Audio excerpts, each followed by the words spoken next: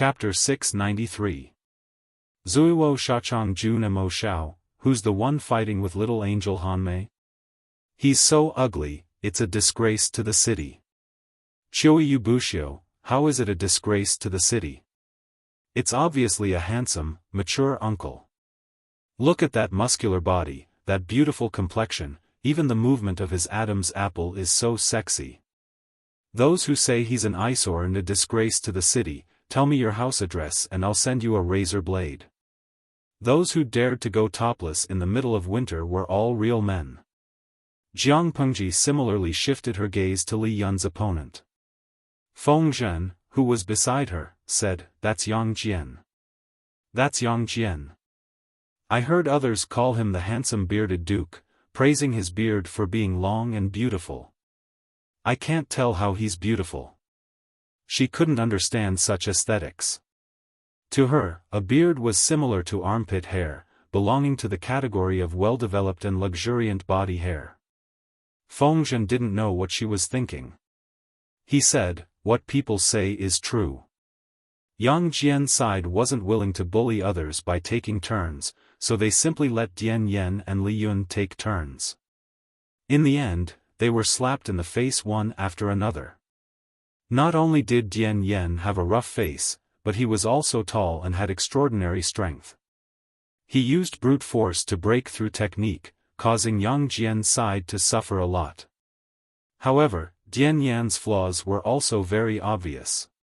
His posture wasn't flexible enough, his moves were too crude, and his movements were wide open. There were many flaws. When encountering an experienced veteran, it was inevitable that he would be at a disadvantage. Li Yun was different. Xie Qian taught him step by step, and he was extremely talented and hardworking. For more than 20 years, he trained hard day and night and finally mastered exquisite spear techniques. His martial arts skills far surpassed those of others. If not for his lack of age and experience, it would be difficult for anyone present to make him suffer. He and Dian Yen joined forces and caused Yang Jian's side to lose a lot of face. Yang Jian originally wanted to watch from the sidelines and let them resolve their grievances, but he couldn't sit still. He had to personally take action to regain some face. Otherwise, if word got out that Yang Jian's subordinates were all weaklings who had been defeated by two young men, he wouldn't be able to keep his face. The morale of his troops would be even lower. It was the middle of winter, but Yang Jian didn't feel the cold at all. He took off his shirt, revealing his strong and muscular upper body. His chest and back were full of intersecting old wounds, some of which were fatal. Just by looking at them, one could imagine a near-death experience. "Commandant Yang, sorry for the offense." Li Yun cupped his fists in a salute and kept his distracting thoughts to focus on dealing with the situation. He did not even notice that his lord was surrounded by the crowd. Yang Jian appeared to be very calm, without a trace of aggression. However, Li Yun did not dare to let his guard down. "I admire young people like you the most. You have the guts to charge in and take risks. That's good. You don't have to worry about my age, just do your best. You said that your spear techniques were taught by your master, then let me see how much of Xie Qian's abilities you have learned. This isn't a life and death situation. Don't overdo it." Li Yun used his spear while Yang Jian used his broadsword. This saber was specially made. The body of the saber was wide and long. The edge of the saber was incomparably sharp and flashed with a cold white light. As the saying goes, the longer one is, the stronger one is. In terms of weapons alone, Li Yun had a definite advantage. However, the moment they clashed, Jiang Pengji could already see the outcome. She clicked her tongue and said, "Hanmei has met his match this time."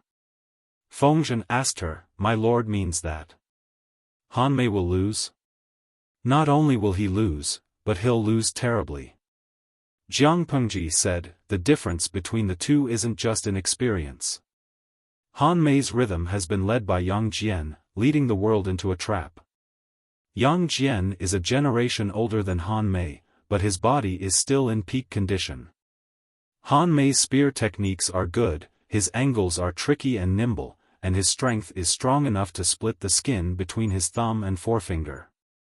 However, in Yang Jian's eyes, he's too flashy and lacks momentum.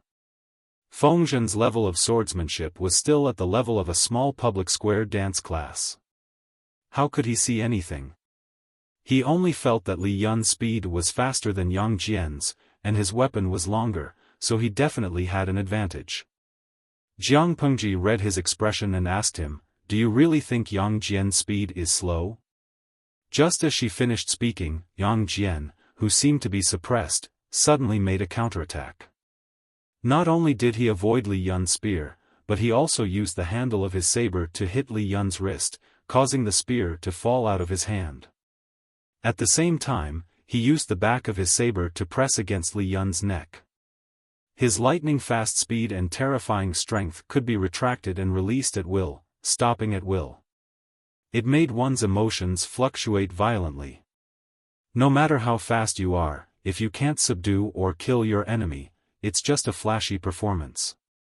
Yang Jian seemed to be suppressed, but he was actually looking for Han Mei's weakness. He doesn't need to be fast, he just needs to ensure that he kills Han Mei faster than Han Mei can dodge, and he'll win. On the other end, Li Yun was also frightened to the point of breaking out in a cold sweat. Even though Yang Jian didn't use any killing intent, Li Yun felt as if the King of Hell's judgment pen had swept across his throat. If Yang Jian wanted to, Li Yun's head would fall to the ground and he would lose his life on the spot. "Thank you for your guidance, County Military Chief Yang." Yang Jian put away his saber and returned it to its sheath. He said gently, "It's not a bad thing to be young and full of vigor. Hard work is the right path. I can beat you because I'm bullying you. I've eaten more than you by more than 10 years. In short, your martial arts skills are much better than my useless son's." "He's still useless, but you're already a valiant general. I'm so envious that Xie Qian's son is so promising. I really can't compare." The fight just now was more like a lesson than a one-on-one fight. Li Yun was the one being taught a lesson. Li Yun was ashamed. After calming down, he realized that he and Dian Yen had indeed gone overboard by humiliating the other party. Personal grudges should not be dragged into official matters and affect the relationship between the two powers. Han Mei. As he was thinking, a familiar voice called out from the crowd. His scalp went numb and he looked over in disbelief. "Greetings, my lord." He and Dian Yen immediately bowed, their hearts filled with guilt. "Who called the lord here? Rise." As she finished speaking, she turned her gaze to the bearded duke, Yang Jian. "I am the district magistrate of Xiangyang district." "Greetings, County Military Chief Yang." Feng Zhen secretly moved closer to Li Yun and Dian Yen, smiling maliciously. "I was afraid that you'd be at a disadvantage, so I called the lord here." Li Yun and Dian Yen threw him a look that said, "You brat, you're trying to get me killed." If the lord knew that they had a private fight with Yang Jian's subordinates and almost ruined the relationship between them, she'd definitely settle the score later. Yang Jian looked at Jiang Pengji and said, "So you're Lu Zhongqing's son. You're indeed a young and talented man with good looks." As he finished speaking, he patted Jiang Pengji's shoulder 3 times with his large, fan-like palm. It was originally a test, but the strength of the first pat was restrained. Jiang Pengji's expression did not change. Yang Jian's heart skipped a beat. The strength of the second and third pat was suddenly increased. If it were an ordinary person, their arm would be dislocated, let alone stand steadily. However, Jiang Pengji's expression was the same as usual. Her small face smiled shyly. One look and it was obvious that she was well behaved. Chapter 694. County Military Chief Yang knows my father? We're all officials, how can we not know each other? Your father managed Hu County and was the county chief. Hu County borders Zhangzhou's Dongmen County.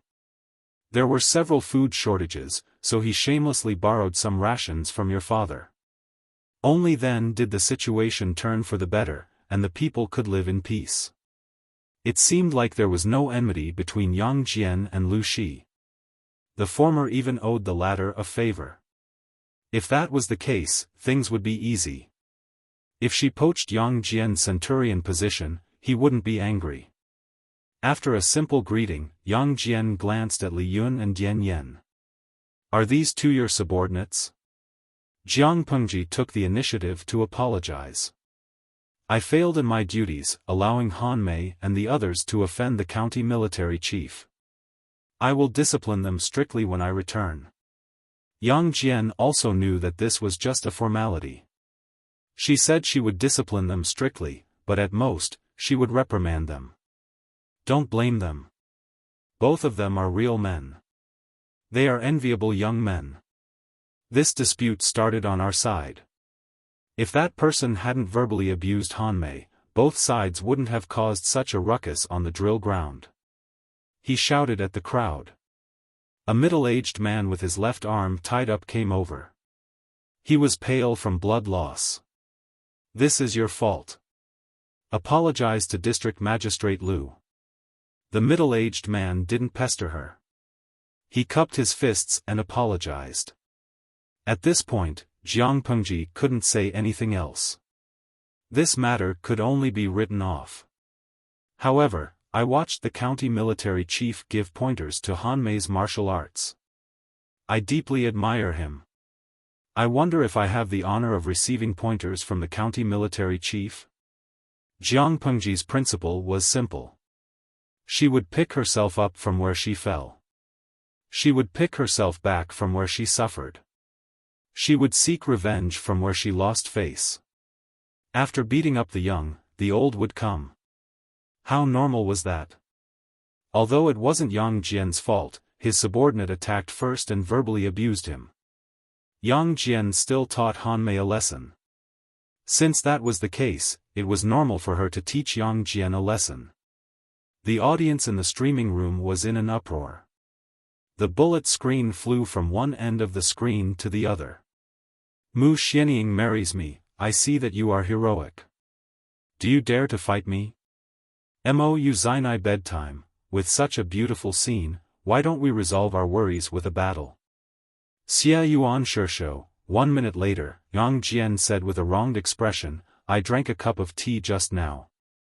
Yang Jian wanted to reject her, but when he thought of Jiang Pengji's performance just now, he became interested. Why not? Jiang Pengji said shyly, my skills are crude and I don't want to embarrass myself in public. Can we find a secluded place? Yang Jian didn't suspect anything. A young man's pride needed to be protected. What if it was broken and couldn't be glued back together? In the end, Jiang Pengji didn't choose a weapon. She planned to fight barehanded. Naturally, Yang Jian couldn't take advantage of her. However, he soon realized that this was a huge mistake. Yang Jian couldn't understand how such a thin and slender body could generate such great power. It was as heavy as a mountain, and one would lose all will to fight for it with just a glance. Although he would not despair, Jiang Pengji's strength was terrifying. Yang Jian could only passively defend and try to find an opening. However, Jiang Pengji wasn't a fresh young man like Li Yun. She was a veteran. She seemed to be full of openings, but in reality, she was full of killing intent. Yang Jian initially thought that he had a chance, but the price he paid was that his arm was almost broken. He jumped away and put some distance between them. He said with lingering fear, what a good way of pretending to be a pig to eat a tiger. You really are your father's son. It was so dark. You flatter me, county military chief. Jiang Pengji's expression didn't change. She used her hand like a knife and attacked Yang Jian's face. Yang Jian's heart sank. He raised his hand to block her wrist. At the same time, he adjusted his center of gravity and squatted to avoid the incoming palm wind that swept across his face. With your martial arts, how does it look like I'm asking for advice? Not only did he not find an opportunity, but he was also being suppressed by Jiang Pengji. Her palms were so dense that they left afterimages. Just looking at them sent a chill down his spine. Of course I'm asking for advice, but it's not me asking for advice from county military chief. No matter what, Han Mei is still my subordinate. Hitting him is the same as hitting me.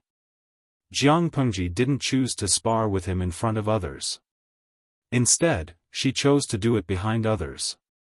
She just had to get back at him. She would gain something from it, but she would lose her false reputation to Yang Jian. County military chief, just take it that I'm acting like a child.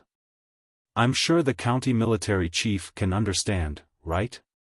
Yang Jian laughed bitterly in his heart. Faced with Jiang Pengji's increasingly concentrated and fierce attacks, he could only retreat.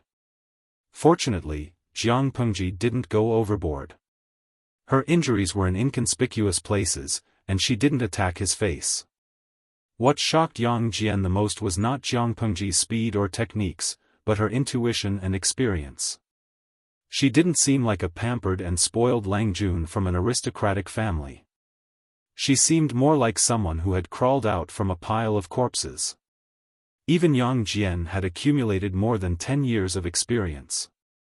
He had experienced thousands of battles before he could develop his current combat qualities. Thinking too much, Yang Jian's mind was distracted and he revealed an opening. Jiang Pengji circled to his blind spot. Her right hand formed a claw and wrapped around his neck. Her left hand pinned his hands behind his back. Then, she used her strength to flip him to the ground. All her actions were done in one go. By the time Yang Jian reacted, the situation was already over. He had no chance of winning, so he could only admit defeat. Forget it, forget it.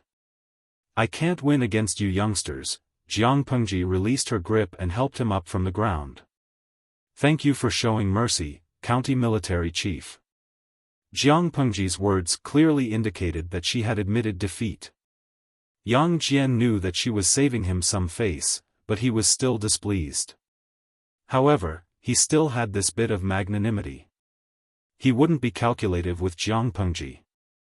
You are the same as your father. Both of you are foxes. Your father is treacherous with his words, while you are merciless with your hands. What Yang Jian didn't mention was that during those years when there was a food shortage in Dongmen County, although Lu Shi had borrowed some grain, the interest he paid was unscrupulous. It couldn't be compared to the printed money, but it had allowed Yang Jian to witness the black-hearted literati and the honeyed words of businessmen. Now, from Lu Shi's son, he saw the savagery of a martial artist. Your junior is ashamed. During this alliance meeting, even your father didn't dare to come over and talk to me about friendship, yet you barged in recklessly. Fortunately, on the surface, we are still on bad terms, so it won't affect you much. During the alliance meeting, try to restrain yourselves. Don't let the two families get too close, so as not to affect you and your father. Yang Jian was able to become the county military chief, not only because of his background and talent, but also because of Prince Changshuo's promotion. In other words, from the perspective of outsiders, he was on Prince Changshuo's side. Now that he had joined the alliance meeting, he couldn't be friends. Jiang Pengji didn't pretend to decline, she agreed without hesitation. Oh yes, I have something to ask the county military chief in private. Yang Jian asked, what is it? How long have you known my father and Han Mei's father, Xie Qian? Yang Jian and Lu Shi's interactions were mostly on official occasions.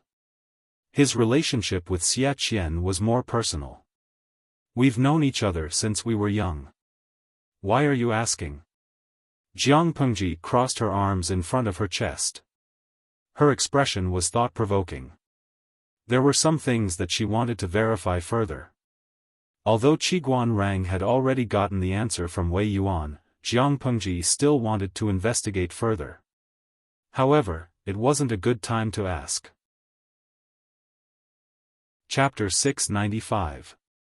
According to you, the conflict between Han Mei and your subordinates was initially because your subordinates mistook Han Mei for Xia Qian? Yang Jian admitted shamefully and vaguely explained the reason. Jiang Pengji said bluntly, but I heard from my father that Aunt Xia had died from a hemorrhage. Yang Jian said seriously, how could a junior like you understand the grudges between elders? He didn't believe that Xia Qian was that kind of person. Why would he sell his wife for glory? Moreover, when Wang Huiyun entered the former emperor's harem, Xia Qian had already been dead for a year. His corpse had decomposed into bones. Who could stop a widow from remarrying? Xia Qian, who had been dead for a year, had pushed his wife to the former emperor. Wasn't that nonsense? However, Li Yun's appearance proved that Xia Qian wasn't dead. He was still alive and kicking after more than 20 years. Jiang Pengji said, I used to hear my wet nurse tell bedtime stories. She said that there are lonely souls and wild ghosts with no one to rely on. Their hearts are filled with hostility and they are jealous of the living. They linger in the bustling world, so they often lurk around people who are about to die. Before they die, they seize their bodies and escape back to the world of the living. This story isn't realistic, but both Buddhism and Taoism believe that people have souls. What do you think, county military chief? Yang Jian was dumbfounded. This is just an absurd demonic story. It is indeed just a story, but have you heard about Aunt Xia before she gave birth? How did the world evaluate her? From what I know, she and my mother are known as the twin beauties of Langya. They are both talented and beautiful. She is one of the most beautiful women in the world. She has an eidetic memory. She can even recite the classics and history books fluently. Jiang Pengji knew about Wang Huiyun partly from her own investigation and partly from Lu Shi.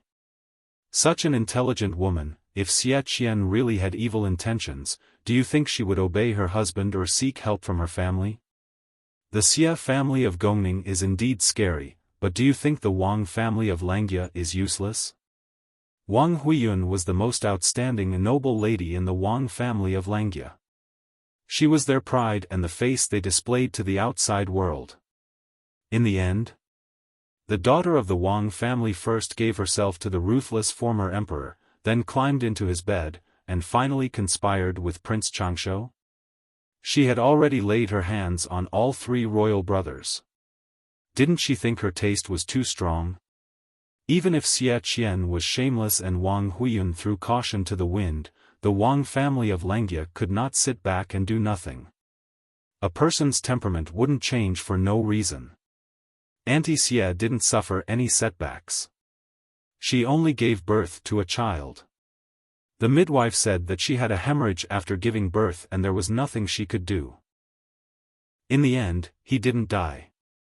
It was just that when he woke up, his personality changed drastically. Xia Qian suspected that there was a demon behind him, but he didn't expect that the other party would find out and kill him in secret. I learned all these details from my father. Yang Jian furrowed his brows. According to Jiang Pengji's explanation, apart from the additional element of fantasy, the logic actually made sense. Why are you telling me this? Jiang Pengji's gaze sharpened. Han Mei respects his master very much and loves his mistress, whom he has never met. Because Xia Qian did not say it clearly, Han Mei did not dare to confirm Xia Qian's blood relationship with him just based on the words of this junior's father. However, a master was a master after all. A master for a day was a father for life. There was no difference. No matter what the truth of this matter was, Xia Qian and Wang Huiyun's reputation was already in shambles. Han Mei would not be happy. This junior's words are insignificant and cannot help Han Mei with anything. I'm telling this to the county chief. I only hope that before the truth comes to light or before you seek confirmation from Xia Qian, you will first control your subordinates' mouths. Don't make wild guesses. Only one's own children could be beaten up. It was fine if outsiders came to make noise, but they also bullied others. This was not allowed. Yang Jian understood. He didn't mind Jiang Pengji's lack of manners. The two left the secluded area. Li Yun and the others, as well as Yang Jian's subordinates, were waiting anxiously outside. Seeing the two of them appear, everyone came forward to welcome them. Let's go back. We'll seek guidance from the county chief another day. Jiang Pengji's face did not show any joy. She wasn't exactly sad, but she was very disappointed. She must have suffered a setback. On the way back, Li Yun and Dian Yen followed behind obediently. They hung their heads.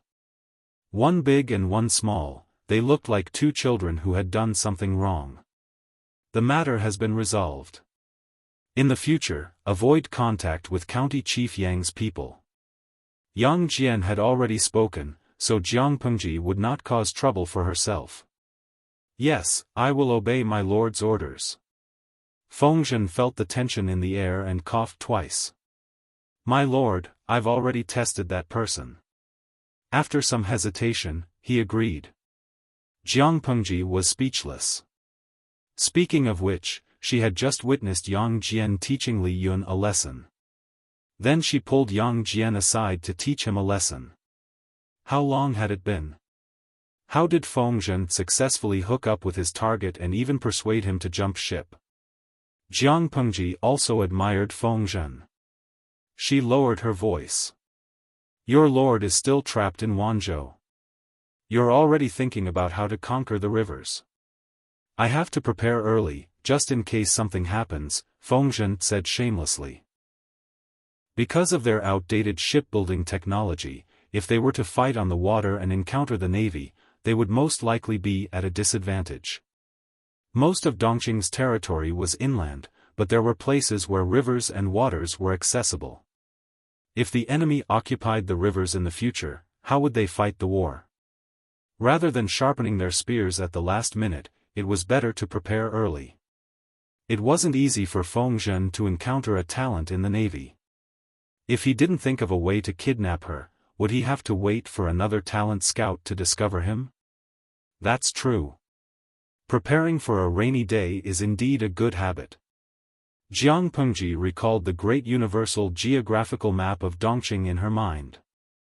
If she coveted the territory of the Mengs in Cangzhou, she would have to face the natural defenses of the rivers. Cangzhou's terrain was special. It was a battleground for military strategists.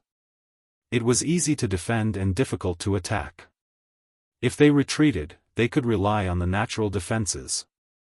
If they attacked, they could make use of the complicated rivers and waters. It was difficult for ordinary troops to conquer. It was also where Dongqing was connected to two other countries. It was a vital part of the country. There were three natural defenses, Hanchang Pass, Zhanjiang Pass, and Yumen Pass. If Jiang Pengji wanted to expand her territory and encroach on the territory of other countries, she couldn't avoid Cangzhou.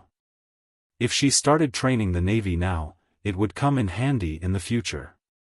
A duck that couldn't swim was worse than a weakling in the water. A mere 3,000 navy that was proficient in the water could annihilate an enemy army 10 times their size. If that's the case, does my lord have a reward? Of course I can. Let me make this clear.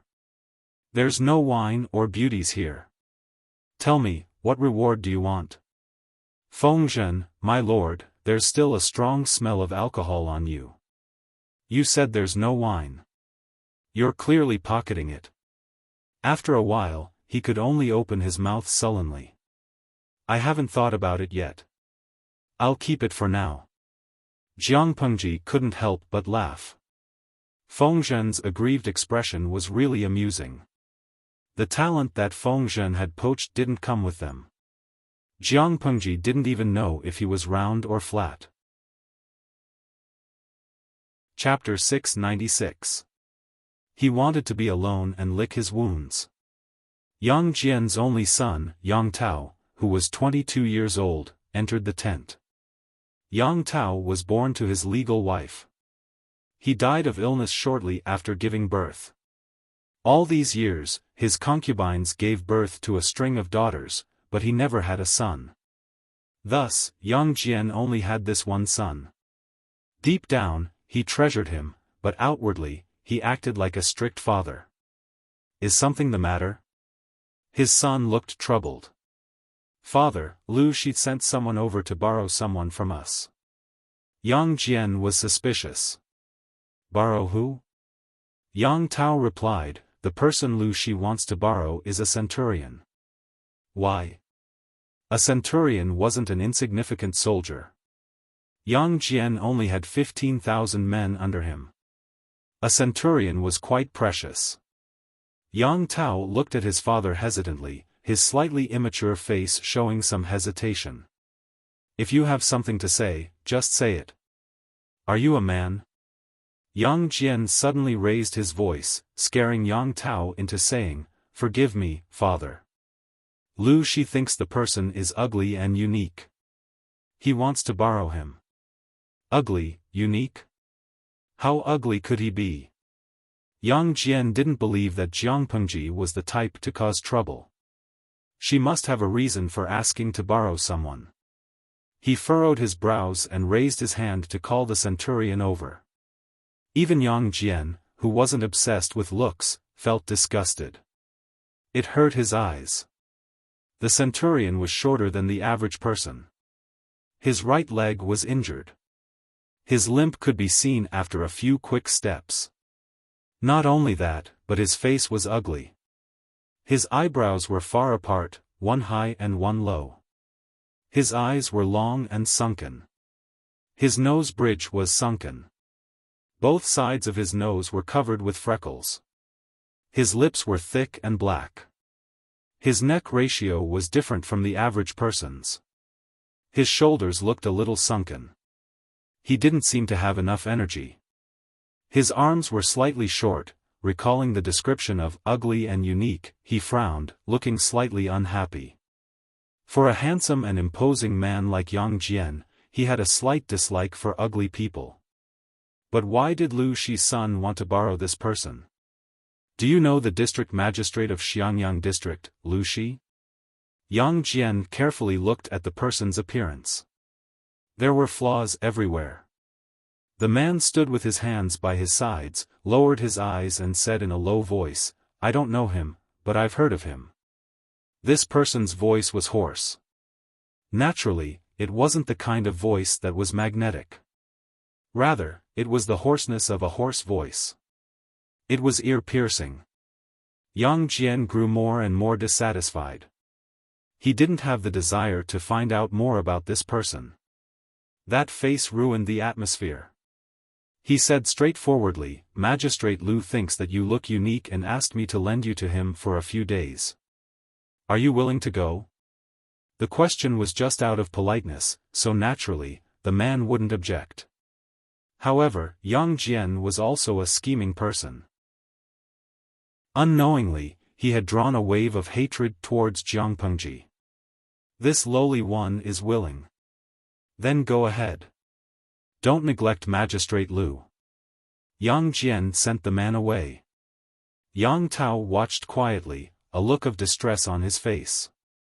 He wanted to speak a few times, but Yang Jian asked him about his studies and martial arts. Yang Tao could only swallow the words that were on the tip of his tongue.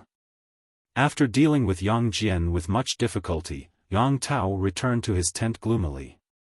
Not long after, a young scholar of similar age came in. The young scholar looked at Yang Tao, amused. What's wrong? Why are you so gloomy? His eyes were like a clear spring, containing an enchanting depth and wisdom. His entire body was surrounded by a refined and scholarly aura.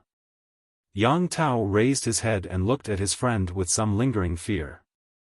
After a while, he lowered his head again, mentally preparing himself for a long time. There's something. I'll say it. Don't be angry. Yang Tao's expression was one of ingratiation. What is it?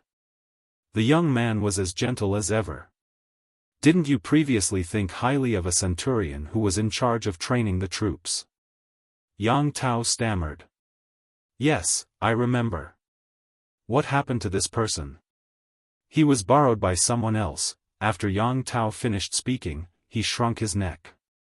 He didn't hear anything else for a long time. He quietly opened his eyes and saw that his friend was still maintaining his upright posture. He wasn't angry, but his expression that seemed to be smiling yet not smiling had disappeared. In its place was a solemn expression that was like water. He was borrowed?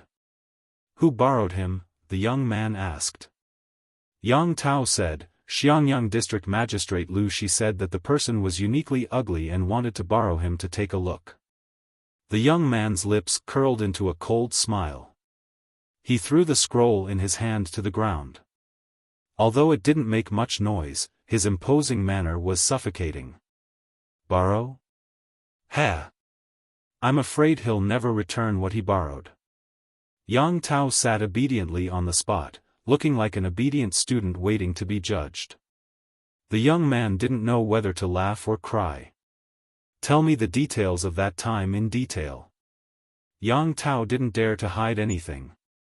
He babbled on and on, not missing the change in his father's expression. Uncle, did you mention the reason why Lu Shi borrowed him? The young man asked him. Yes. The young man murmured, I hope this will be a thorn in his heart and he won't side with Lu Shi. Yang Tao asked doubtfully, I really don't know why Lu Shi borrowed this person. Just because he's ugly? The young man resisted the urge to facepalm. Lu Shi didn't want to see how ugly a person was. He clearly wanted to train the navy. Train the navy? Yang Tao was shocked. He immediately asked cautiously, why did Lu Shi train the navy? The young man asked in return, then why do you think Lu Shi borrowed this person? Was it really because the other party was uniquely ugly? Such a reason could only coax a 3-year-old child. It couldn't coax him. If he really wanted to train the navy, then wouldn't this person's ambition be? Maybe you're overthinking. After all, no matter how one looked at it, the young man's speculation was too shocking. Lu Shi's territory was located in the north of Dongqing. Most of it was basins and hills. There weren't many river routes and there weren't any large-scale naval battles. What was the difference between training the navy and drawing water with a sieve? The young man didn't think so. The Lu father and son are low-key, so most people ignore them. If you pay close attention, it's not difficult to discover their ambition. At this time, they want a talent to train the navy from us. Their ambition is obvious. Yang Tao said in distress, even if what you said is true, Lu Shi can still think of other ways if he doesn't borrow from us. The young man looked at Yang Tao with pity, as if he was looking at a retard. The crux of the problem wasn't how ambitious Lu Shi was, but that they had been poached by someone else. Perhaps Lu Shi was addicted to poaching and would keep an eye on them next time. Yang Jian's family business wasn't big. If it was handed over to the innocent Yang Tao, he wouldn't even know it when someone else poached him. Having such a childhood sweetheart, he was also mentally exhausted. Yang Tao also realized that he had said the wrong thing. He asked him in a low voice, why don't I think of a way to get him back? The young man's eyes were filled with even more despair. How could his good friend make such a stupid suggestion? Get him back? If Yang Tao dared to go after him, Yang Jian would be the first to break his leg. Forget it, forget it. He's just a talent. There are many people in our army who are proficient in naval battles. It's not a pity to lose him. Chapter 697. On the other side, the uniquely ugly centurion quietly followed the soldier who led the way. He didn't say a word along the way. Considering that the centurion's legs were inconvenient, the soldier didn't walk too fast. The details were indescribably considerate. After a while, the centurion's brown cheeks were slightly hot, and he thanked the soldier in a low, muffled voice. Master Feng has specially instructed us. It's not a small contribution. The soldier replied in a businesslike manner. During winter, one should walk faster so that the body could generate heat from the inside out and resist the cold. However, in order to match the centurion's pace, the few soldiers who led the way didn't dare to complain. They endured the cold and sent him out of the tent. They lowered their heads and lowered their hands. Go in. The Lord and Master are already waiting for you inside. Don't let them wait too long.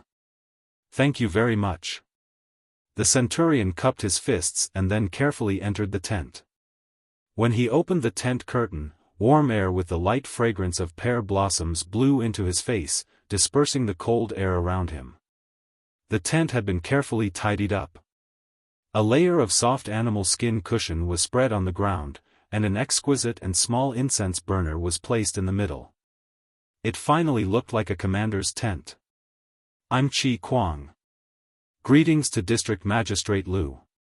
The centurion's legs were inconvenient, so his salute wasn't as neat as a normal person's, but it could be seen that his attitude was serious and not perfunctory. There were 2 people in the tent. A young man sat upright on the seat of honor. He looked a few years younger than Yang Tao, and his eyes were full of vigor.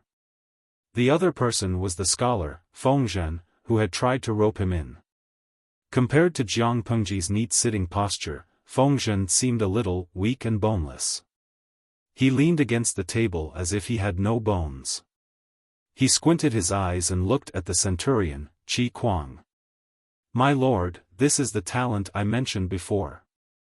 Jiang Pengji agreed and said to Qi Kuang, get up. The weather is cold and the ground is cold.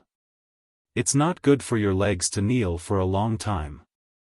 The centurion Qi Kuang stood up with his hands on both sides and his head slightly lowered. His gaze fell on the bronze incense burner not far in front of Jiang Pengji. Jiang Pengji asked Qi Kuang, do you know why I borrowed you? Qi Kuang replied calmly, the county chief already told me that District Magistrate Liu saw my unique appearance and borrowed me for a look. Hearing the reply, Jiang Pengji secretly frowned. No matter who saw Qi Kuang's appearance, they could understand the vile mockery hidden in the words, unique appearance. Yang Jian wasn't easy to deal with either. He really knew how to make enemies for her. Even if he did not know that Jiang Pengji was only pretending to borrow people and was actually poaching people, he was still cautious and dug a trap for her. However, in the end, it was still Feng Zhen, the prodigal son's fault. Just listen to what kind of lousy excuses this brat came up with. Who would do something like this? She, as the lord, had to take the blame for the little princess's counselor. TSK, I'm not happy. That's just an excuse, it can't be taken seriously.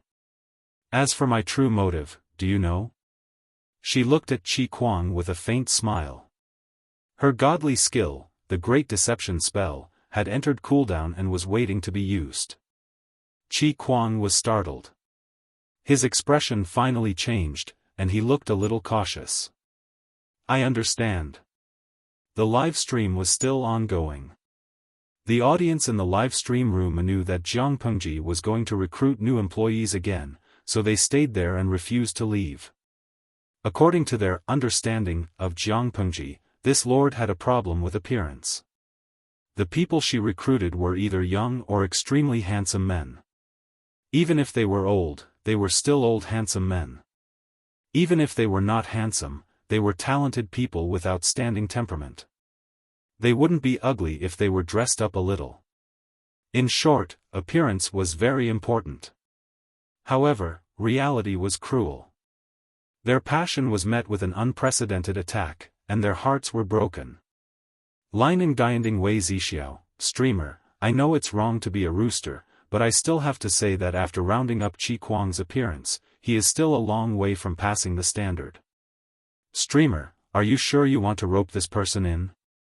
He will pull down the average appearance of the whole group. Aren't you known as the Universal Beauty's heavenly group? Don't give up on treatment. Zishuan Beishwabafuzi, pft. Although the mockery above is very harsh, I also think. Yes, we don't welcome Qi Kuang to join us. The reason is very simple. He is too ugly and will affect the mood of work. However, as the lord of a powerful group, the streamer can't be so willful. No matter how much we object, we probably can't shake the streamer's determination. It was better to accept reality. Competitive Qiguan rang, as expected, even if we're in a different plane, the aesthetic standards of humans are the same. This is a cruel, cold, and superficial world. But then again, Qi Kuang isn't valued by Yang Jian. Isn't it because he's ugly? If he was good-looking, how could the streamers hope be his turn? They had been dug out long ago. Now that they were short of people, it was already good enough that they had people, yet they were still picky. Ugly as no salty Hanmei, I can accept anything that is beneficial to the streamer. Pretty or ugly, I don't care.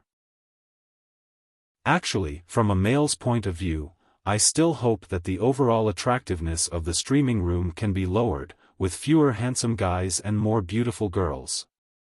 Seriously, can you imagine when I'm dating my girlfriend, she's holding up the pretty boy Lian's photo, making all sorts of noises and screams? Jiang Pengji glanced at the series of IDs. Deep down, she was already holding back her laughter and suffering. These IDs were obviously fans who hated them deeply. Especially, self-cleansing Feng Zhishi, he was so black. Feng Zhen, who was at the side, didn't know what was going on. He shifted uneasily, changing his kneeling position. Jiang Pengji collected her thoughts and focused on dealing with Qi Kuang. Since you know, are you willing? She never liked to beat around the bush. It was the same when she recruited people. She went straight to the point. If he was willing, he was willing. If he wasn't. Yes, yes, yes. She would think of a way to make people willing. Qi Kuang looked hesitant. He plucked up his courage and raised his head. His eyes met Jiang Pengji's. After their eyes met, he quickly lowered his eyelids. He secretly clenched his fists, plucked up his courage, and told the truth. According to what I know, District Magistrate Liu doesn't need to train the Navy now. Recruiting me is just to keep an idler. Qi Kuang felt that even if he jumped ship, he wouldn't be put in an important position. Jiang Pengji raised her eyebrows. So he was worried about this. She said, "We don't need the Navy now, but it doesn't mean that we don't need to train them. It also doesn't mean that we won't need them in the future. Soldiers are trained for 1,000 days to be used in one day. When we need to use the Navy and I only have non-swimmers, it'll be too late. As for keeping an idler, my family has a big business. Even if I don't need the Navy in this lifetime, so what if I keep you?" Qi Kuang was silent for a while. Jiang Pengji didn't rush him. "I was born ugly, my legs are handicapped, and my appearance is unsightly. District Magistrate Liu, do you really not mind?" Chapter 698. Qi Kuang understood that the current atmosphere was like this. Family background and appearance were the most important. If one wanted to become an official, one's family background was the most important, followed by appearance. Ability, conduct, and talent were the last. Big bosses were obsessed with appearance. Qi Kuang was capable but not good-looking. He had worked hard for many years to climb to the position of centurion. Jiang Pengji heard this and asked Qi Kuang in surprise. "I recruited you because of your talent, ability, and loyalty. Does it have anything to do with your appearance?"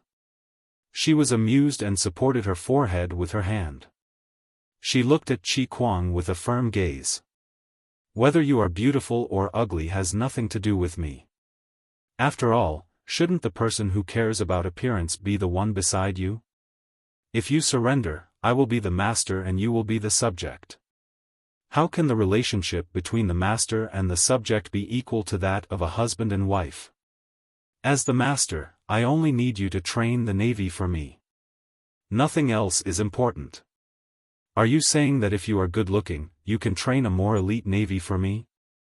Appearance was not a buff. It could not increase the strength of the entire army. Jiang Pengji wanted to recruit talents. She was not recruiting a vase. Qi Kuang was speechless, but the grudge in his heart was gone. After thinking about it, he gritted his teeth and said, "Thank you for your kindness, my lord. I will do my best to train an elite army for you." Feng Zhen had already convinced Qi Kuang to surrender. Jiang Pengji had also made it clear that she did not mind his appearance. Qi Kuang was naturally willing to surrender. "Since you have this determination, I will naturally support you with all my strength. Now is not the right time. It is not convenient for me to assign people to you. When you return to Wanzhou, you can select 3,000 elites as reserves for the navy. I will not interfere with how they are trained or what they need. It is taboo for an outsider to guide an expert in military training. I will not add to your troubles. There is only one thing you must remember: I want to see the elite army you speak of." Although Jiang Pengji did not directly say it, Qi Kuang could hear how much authority and freedom she had given him. As long as the navy was established, he would be the commander of the navy. No matter how much Qi Kuang thought about it, he did not expect Jiang Pengji to give him such a big promise. "Thank you for your kindness, my lord." Qi Kuang bowed. "I will not disappoint you." The dust had settled. Jiang Pengji, Feng Zhen, and Qi Kuang were all very satisfied. Only the livestream viewers were a little disappointed. Because of Qi Kuang, the overall attractiveness of Jiang Pengji's group had been pulled down by several percentage points. Wasn't watching the live stream for the sake of looking at one's face? However, this mood did not last long. Their impression of Qi Kuang had greatly improved. Even though Qi Kuang was ugly and had a lame leg, he was a man of great learning. His ancestors had been dealing with the water for generations. The first few generations were fishermen who lived along the river. When it came to his grandfather and father's generation, they became soldiers and dealt with the pirates along the river all year round. Growing up in such a family, Qi Kuang's foundation was much stronger than others. Full of confidence, he sought refuge with Yang Jian. He wanted to fulfill his ambitions and bring honor to his ancestors. He was like a young man who had just graduated from university and entered society. His chest was full of passion, but he had hit a wall in the face of reality. Because he was too ugly and one of his legs was slightly disabled, he had served under Yang Jian for 7 years. He had followed the Lord into hundreds of battles on the water and brushed past the King of Hell more than 10 times. Even now, he was still a centurion. However, he was not discouraged because of this. Instead, he became more diligent in his studies, but his temperament was not as enthusiastic as before. Now that Jiang Pengji had promised him great authority, Qi Kuang felt his blood, which had been silent for a long time, begin to heat up and boil again. Qi Kuang told Jiang Pengji many of his experiences, insights, and methods for training the navy. He even used the battles he had personally experienced as examples. He was reasonable and had evidence. He was not simply an armchair strategist. Jiang Pengji listened very seriously. Qi Kuang's level of education stopped at the level of writing and recognizing words. He had not studied deeply, so his literary talent was not good. However, he had a strong grasp of the rhythm of the story. His logic was very clear. Even the most mundane examples, when they came out of his mouth, could be described with great interest. At first glance, Jiang Pengji was very satisfied with this future commander of the navy. At the same time, Qi Kuang also gave his new lord a 5-star evaluation. He had originally thought that Jiang Pengji did not know the ropes. Unexpectedly, not only did she know, but she could also hit the nail on the head. Her questions were rather incisive. As the conversation between the two deepened, the live stream viewers became Qi Kuang's fans. Exploding Gung Baigon, people who work hard are the most handsome. Qi Kuang is not good-looking, but he has quite a temperament when he's serious. Chuyue Piao, ditto, I agree. What one looks like is given by one's parents. It's not like one can choose. Even if one is ugly, one has human rights. Chuyue Piao, although I'm also a person who values appearances, I can't just casually attack someone else's appearance. It's not easy to make a conclusion without knowing much about Qi Kuang.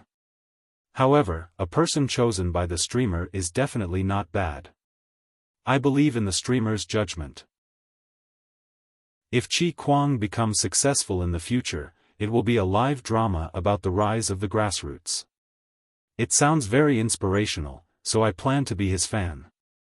The conversation lasted for more than 2 hours. Jiang Pengji was energetic as usual, but Qi Kuang and Feng Zhen could not take it anymore. Looking at the sky outside, it was indeed getting late. I'm tired too. If there's anything else, let's talk tomorrow. Go and rest now. When Feng Zhen heard this, he felt as if he had been granted amnesty. He called out to Qi Kuang, and the two of them left together. Jiang Pengji was full of energy. After they left, she was still thinking about Qi Kuang's method of training the Navy. Although Qi Kuang's method of training the Navy was very different from the current trend, Jiang Pengji admired it very much. However, if she were to build a navy, it would be a huge expense. Jiang Pengji rubbed her forehead as she felt a headache coming on. Because of the outdated technology of ship manufacturing and geographical restrictions, the size of the navy was limited. It could only be limited to a specific area. However, there was no lack of far-sighted people in the world. These people did not give up on the navy. Instead, they actively created the conditions and put it into practice. In the southern region, water bandits ran amok. In order to curb the development of water bandits and protect the people along the coast, the navy became a necessary force. Compared to the soldiers on land, the requirements for the navy were higher and stricter in terms of order, discipline, and cooperation. In other words, daily training and exercises were even more necessary for the navy than for the soldiers on land. This also meant that the expenses were higher. In the next few years, the navy might not have the opportunity to go to the battlefield. In Qi Kuang's words, it was like raising idlers. As time went on, it was inevitable that it would cause others to gossip. However, this was not a problem. If Jiang Pengji said she wanted to train the navy, who would dare to stop her? So what if she was criticized as an idler? As the Lord, she did not mind spending money on the navy. Why would outsiders complain? She rested her chin on her left hand and twirled a brush with her right. She spread out a clean piece of white paper on the table, thinking about how to start. Chapter 699. My Dong, what is the streamer drawing? A ship?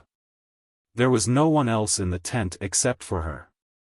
Jiang Pengji took the time to answer the audience's questions. Host V, these are ships, but I know too little about ships from ancient times. There isn't enough information on warships for reference. Jiang Pengji was well-read and had read almost all kinds of miscellaneous books. Many of them had descriptions of ships. She picked out the contents one by one, then turned the words into pictures and drew them on the paper. However, the warships in her imagination were very different from actual warships. Host V, not only does a powerful navy need elite soldiers, but it also needs indestructible warships. According to my understanding, shipbuilding technology is still quite backward. Most of them are civilian fishing boats that can only be used in rivers or shallow waters. As for war, such small ships are almost useless. Military warships still need to be built, otherwise the navy will not be complete. Jiang Pengji entrusted the task of training the sailors to Qi Kuang. She still needed to solve the problem of warships herself. Jiang Pengji, building a ship with just your imagination? It feels like it will capsize. Should I get a reference? Jiang Pengji's eyes flickered slightly. A reference? That's not a bad idea. The next day, Jiang Pengji summoned Feng Zhen. You've already lured Qi Kuang over. There's no need to trouble two masters for the same thing. I'll have to trouble you again to find me a master shipbuilder.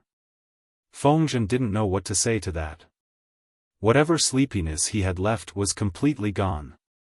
Jiang Pengji said angrily, if there are no warships, how can they be considered navy? Feng Zhen felt that his lord was his nemesis. Was it so easy to find a master shipbuilder? Jiang Pengji took a step back. If you can't find a master shipbuilder, you can dig me a warship. Feng Zhen smiled bitterly. His brows were almost knotted. His lord was deliberately making fun of him. With his small body, he couldn't even dig the oars of a warship, let alone dig a warship. He laughed bitterly. If my lord wants a warship, you just have to tie me up and throw me into the river to offer it to the river god. Maybe I can get one. Forget it. I'm afraid that the river god will complain that you stole his wife and complain to me. If I throw you into the river, you won't even be enough to feed the fish. Jiang Pengji held back her laughter and, reluctantly, spared Feng Zhen. Forget it, I'll let you go for now. Anyway, it's not urgent now, so we can put the matter of the warship aside for the time being. Feng Zhen smiled and bowed as if he was begging for mercy. Thank you, my lord, for showing mercy. Fermented cat ball, brothers and sisters, now it's our turn. Host, look at us, we are your shield. Spectacles, with Baidu and Papa Gu in hand, even a grandmaster shipbuilder would have to kneel down and bow down to her, let alone a master shipbuilder. Not yesterday's stars, although we can be the intermediary and help the streamer look up information, there is no way to transmit pictures in the live stream room. You can only use text descriptions, which is a pain in the ass. How about this? Host, you think of a way to get a warship, and then we can modify the foundation of this warship? That should be more appropriate. Speaking of which, where can I buy a warship? Lengyang, I remember there are wooden shipyards in China. I've seen them on the news before. I wonder if there are any almighties in the know who can provide any clues. I'll immediately fork out my wallet and fly over. The master shipbuilder would be considered a master shipbuilder in the streamer's era. Even if he didn't build a warship, there would be similarities. If you have any news, you can poke me in the background. Thank you. Jiang Pengji had just finished teaching Feng Zhen a lesson and glanced at the bullet screen. Her chest warmed and she found it funny. Feng Zhen didn't know what was going on and thought that his lord was having a bad taste. Was it really that fun to bully him? Before he could ask, the messenger's voice came from outside the tent. My lord, there is a messenger outside the tent requesting an audience. Let him in. After a while, there was a rustling sound. A corner of the tent was lifted and a soldier in armor entered. By order of my lord, I pay my respects to District Magistrate Liu. Oh? Who's your lord? The chief of Zhe County, Su Bei, is my lord. As he finished speaking, the soldier handed over an invitation with both hands. Feng Zhen, who was at the side, hurriedly stood up to receive the letter and pass it to Jiang Pengji. Jiang Pengji accepted it. After she held it in her hands, she realized that the invitation was rather heavy. It didn't feel like an ordinary bamboo scroll. Not only was the material used exquisite and the workmanship was exquisite, but it was also fumigated with expensive spices. It carried a lingering fragrance that assailed the nostrils.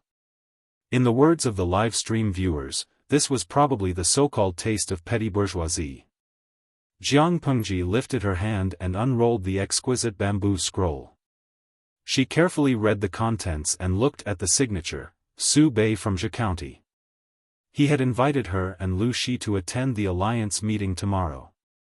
He spoke respectfully, making it hard for one to feel bad about it. Go back and tell your lord that my father and I will arrive on time for tomorrow's alliance meeting. Jiang Pengji lowered her eyelids and placed the fragrant bamboo scroll to the side. The soldier didn't leave. Instead, he hesitated for a while and spoke of his purpose in deliberation. My lord admires District Magistrate Lu's youthful bravery and has specially set up a banquet in the camp. I wonder if District Magistrate would grant us the honor of attending? Jiang Pengji raised her eyebrows. As intelligent as she was, how could she not see Su Bei's motive for secretly soliciting votes? Don't be fooled by the fact that the father and son were just bystanders. They didn't have many soldiers, but they carried a lot of weight.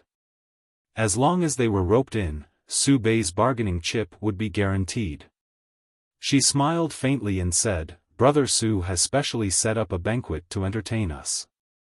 How can I not attend? It is my honor.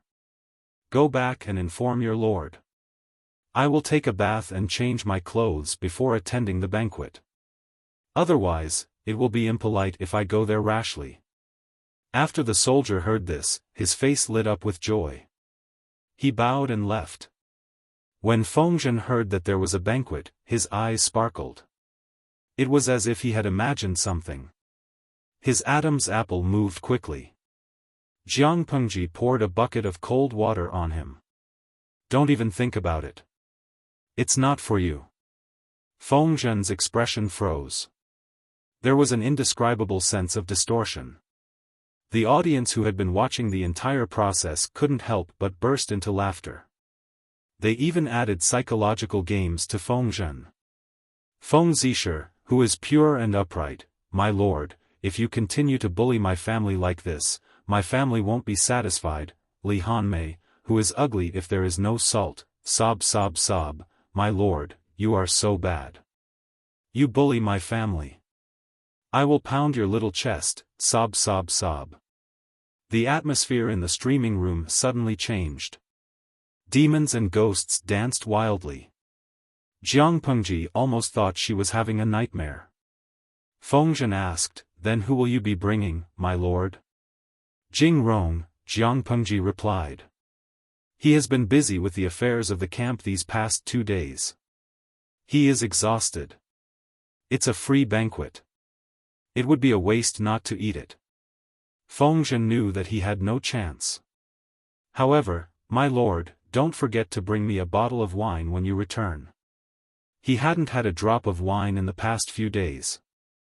The liquor bug in his stomach was about to overturn the heavens. Fengzhen was craving it. Jiang Pengji agreed, feeling annoyed and amused at the same time. Chapter 700. Temporarily shutting down the streaming room, Jiang Pengji washed up and changed into her usual home attire. Jing Rong, help me get a painting and put it on the table behind the screen in the commander's tent. Bring it with you to the banquet. Yang Si did as he was told. No matter how Yang Si looked at it, his lord was clearly a handsome young man. This young face was full of vitality unique to her age. At the same time, she had a steadiness that her peers did not have. As long as a normal person was not blind, who would find out that she was actually a girl? However, the truth was that she was a genuine woman. Hearing that she would bring him to the banquet and decline Fengzhen, Yang Si felt that his lord's decision was correct. Fengzhen was a reckless fellow. When he saw wine and beauties, he couldn't move. It was easy for him to delay important matters. How could such a guy share the lord's worries at the banquet? If it was a man, it would be fine if he got drunk. Maybe he would have good luck with women and wake up the next day with a soft and fragrant beauty by his side. It would be a waste not to take advantage of a free gift. Unfortunately, his lord was a woman. She could not drink too much on such an occasion. The people around her had to be more cautious. Yang Si felt that there was a long way to go.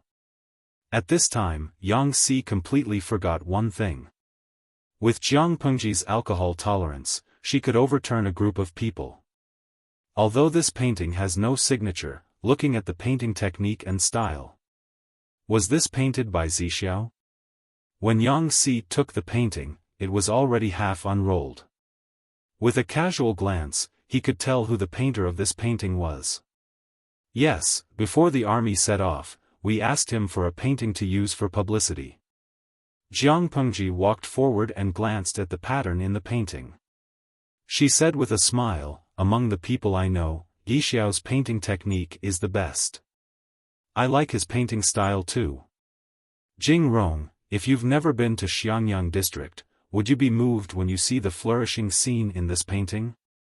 Yang Si's expression was a little strange.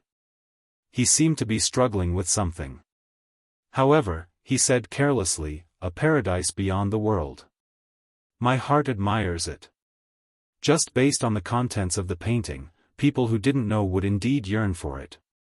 However, speaking of Wei Si's painting technique, he suddenly thought of something. He remembered that Wei Si had once painted a portrait of a woman who was exceptionally precious. Now that he recalled the face of the woman in the painting, he was extremely terrified when he thought about it. In the beginning, Yang Si did not know Jiang Pengji's gender. When he saw the painting, he thought that Wei Si had some hidden intentions. Now that he knew the truth, the woman in the painting was obviously his lord. So it wasn't that the lord wanted to do the unspoken rules with Wei Si, but that the gentleman, pervert, Wei Si had other intentions towards the lord? Jiang Pengji noticed that there was something wrong with Yang Si's expression. However, she did not delve too deeply into it. Instead, she carefully put the painting away. This is a magical treasure for us to expand our business. I plan to treat it as the god of wealth. Who knows, we might be able to make a lot of money. She opened the live broadcast room, and the 150,000 slots were filled in an instant. By the time they arrived at the banquet, the sky had already darkened. Countless torches were lit up in the allied tents, like a red waterfall in the dark night. Jiang Pengji was dressed in casual clothes with a thick rabbit fur cloak over her head. She looked more childish and less valiant, making her look more scholarly and weak. At first glance, she did not look like someone who lived in the army camp. Instead, she looked more like a noble young master from a wealthy family who had gone out to play. There were bodyguards accompanying them all around. Yang Si rode a horse and followed them unhurriedly. Su Bei's campsite was built in the center of the Allied army's campsite. Military tents were scattered all over the place. The commander's tent was in the middle, like a myriad of stars surrounding the moon. Jiang Pengji scanned the area and realized that Su Bei was indeed rich and imposing. He was indeed a descendant of the Su family. Every soldier wore a full set of armor. The weapons in their hands were of the same type and were of excellent quality. A complete set would not be a small sum. Thinking about how many soldiers and generals Su Bei had under him, if he were to equip every single one of them with a set, how rich would his family have to be to equip them all? Jiang Pengji was secretly speechless. She lamented that a nouveau riche was indeed a nouveau riche. Rich and willful. Inside the tent, a luxuriously dressed young man was sitting high up on the seat of honor. He was frowning as he conversed with his trusted aide. Hearing the commotion outside, everyone kept quiet. Their gazes shifted outside the tent, waiting for Jiang Pengji to appear. Not long after, the tent flap was lifted from the middle. Su Bei also stood up from his seat of honor and went forward to welcome the distinguished guest. A handsome young man wearing a rabbit-skin cloak walked into the tent. His handsome face was like a gust of cold wind, blowing away the heat in the tent. Su Bei's subordinates looked at Jiang Pengji's attire and doubts arose in their hearts. This person was dressed in casual attire. He did not look like he was attending a formal banquet, but more like he was visiting a friend's house as a guest. Although it was not impolite, the scene did not seem right. This is the son of the governor of Liuzhou? He is indeed a talented man, young and promising. Su Bei's appearance was slightly handsome. Coupled with his scholarly aura, he added a few notches of charm. The audience in the live streaming room roared in excitement. This was a carnival for those who were obsessed with looks. Su Bei led Jiang Pengji into the tent, his lips warm. When I saw you enter just now, I felt a sense of familiarity, as if we've known each other for a long time. If I remember correctly, you and I are close in age and belong to the same generation. If District Magistrate Liu doesn't mind my mediocre aptitude, why don't we address each other as brothers? Jiang Pengji smiled and said, to be able to address County Chief Su as brothers is obviously my honor. How can I refuse? Su Bei was also someone who took advantage of the situation. He regarded himself as the elder brother and unknowingly brought the two of them closer together. Yang Xi's seat was arranged to be behind Jiang Pengji. At the banquet, everyone secretly examined Jiang Pengji from the corner of their eyes. Even though Jiang Pengji was young, no one present dared to look down on her. Even the self-proclaimed noble Su Bei had to take her seriously. Putting aside her relationship with Liu Shi, Jiang Pengji could occupy the entire Wanzhou without relying on her family or her father. Moreover, she was still so young. She was far superior to everyone present. If she added Liu Shi's influence, who in the Alliance army would dare to provoke her? She might not treat her like an ancestor, but they would not become enemies. If it weren't for the fact that Liu Shi and Jiang Pengji had brought too few troops, even if the Su brothers had the intention to take the position of alliance leader, they would be powerless. The most important guests had already taken their seats. Su Bei ordered people to serve food and wine. He turned his head and asked Jiang Pengji, worthy younger brother, do you like singing and dancing?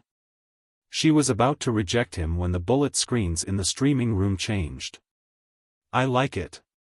I like it very much. Let go of those singers and dancers, let me do it. Jiang Pengji swallowed the words that were on the tip of her tongue. With a normal expression, she said, it's all right. When this answer fell into Su Bei's ears, it became reserved. After, it was, I like it very much. He revealed a meaningful smile and raised his eyebrows slightly. He said, I understand. Which hero doesn't love beautiful women? Yang Xi, who was in the background, looked down at the ground. Chapter 701. His lord was a woman. Why would she like a group of beautiful women singing and dancing? The table in front of her was filled with delicious food and wine. There were also some delicious dried fruits that were hard to find in the north. Jiang Pengji was gnawing on the dried fruits like a squirrel. Her sharp ears heard the footsteps of more than 20 women outside the tent. The tent curtain opened. Dancers in red, accompanied by the fragrance of orchids, filed in, brightening the entire tent. Spices were added to the lamp oil. When it was burned, the bronze lamp would emit a strange fragrance.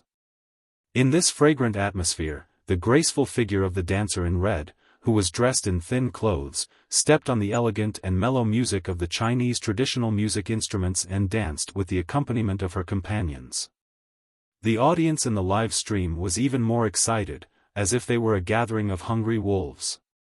The contents of the bullet screen had changed into a different style, and the gifts were pouring in like water, full of enthusiasm. Hanwu the great emperor, didn't they say that the ancients were ugly? This is a slap in the face. I thought that the modern aesthetic standards were very high. Now that I'm watching the streaming room, I know that classical beauties are classical beauties. Internet celebrities can't compare to them. They are very recognizable. Chen Ajiao, you shameless people who are obsessed with looks. Shouldn't the focus be on the music and classical dance? Jiang Pengji was the son of an aristocratic family, but the audience in the streaming room knew that she didn't like luxury. She preferred pragmatism. This also led to the streaming room being serialized for many years. The audience had only seen a few banquets, but the quality of each one was extremely high. According to the audience, many people regarded the recorded videos of those banquets as the standard. They restored the ensemble music 100%. There was even a nouveau riche who paid for an ancient music festival. It had been held 4 times so far. Driven by the popularity of the streaming room, there was a retro trend in China in recent years. Young people also began to pay attention to ancient culture. Jiang Pengji knew the importance of civilization to the inheritance of a race. As long as the influence was positive, she would be happy for them. Some people had high awareness, but more people were ordinary people who were obsessed with looks. Looking at beautiful people was the top priority. They could see that these dancers were carefully trained. They should be private song and dance troupes in the backyard of high officials and nobles. Every dancer's appearance was of a very high standard. Each of them had elegant facial features, slender figures, creamy skin, and waists like spring willows. Even if she wasn't an outstanding beauty, she was still a rare beauty. All the beauties in red were dancing in the tent. Their watery eyes were dazzling and captivating, making one's heart itch. Jiang Pengji held a wine bottle in one hand and supported the table with the other. She rested her chin on her hand. She squinted her eyes and looked at the dancers as if she was fascinated. If one were to look closely, it would not be difficult to notice that her gaze was already fixed on the leading dancer. Her gaze was burning like fire, and under her calm appearance, there was a blazing heat, as if she wanted to burn through the dancer's dancing clothes and use her eyes to inspect her naked body. Su Bei noticed Jiang Pengji's expression and snickered in his heart. Youths were youths after all. How could they resist the seduction of beauty? He had thought that the other party was a young man who cultivated in seclusion and had excellent self-control. Now that he saw it, it was obvious that he was a hypocrite. Yang Si, who was sitting in the row behind Jiang Pengji, watched her back view and tilted her head. He secretly broke into a cold sweat. "My lord, no matter how much you like young ladies, you don't have the tools to commit the crime. Do you still remember your true gender? These dances are very unique." Jiang Pengji snapped out of her trance and smiled at Su Bei. "The dance is beautiful, but the dancers are even more beautiful." Indeed, she was passionate. "They are just dancers kept at home. If you like them, you can pick any one of them and take it as a gift from me." Between the aristocratic families, not to mention giving away singers and dancers to be kept in the backyard, even exchanging concubines was a matter of elegance. Jiang Pengji's expression changed slightly.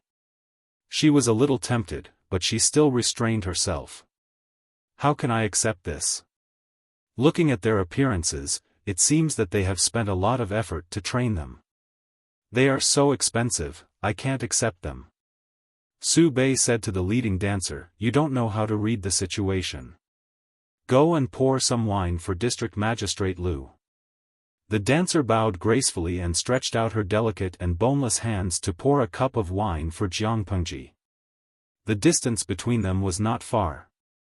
Jiang Pengji could smell the fragrance on her body and casually asked a question. "What kind of fragrance did you use?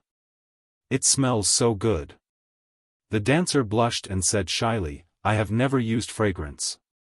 This is a natural body fragrance." Yang Si's expression became even more rigid. He was wrong. He should not have followed her. It was more suitable for the prodigal son, Fengzhen, to come to such an occasion.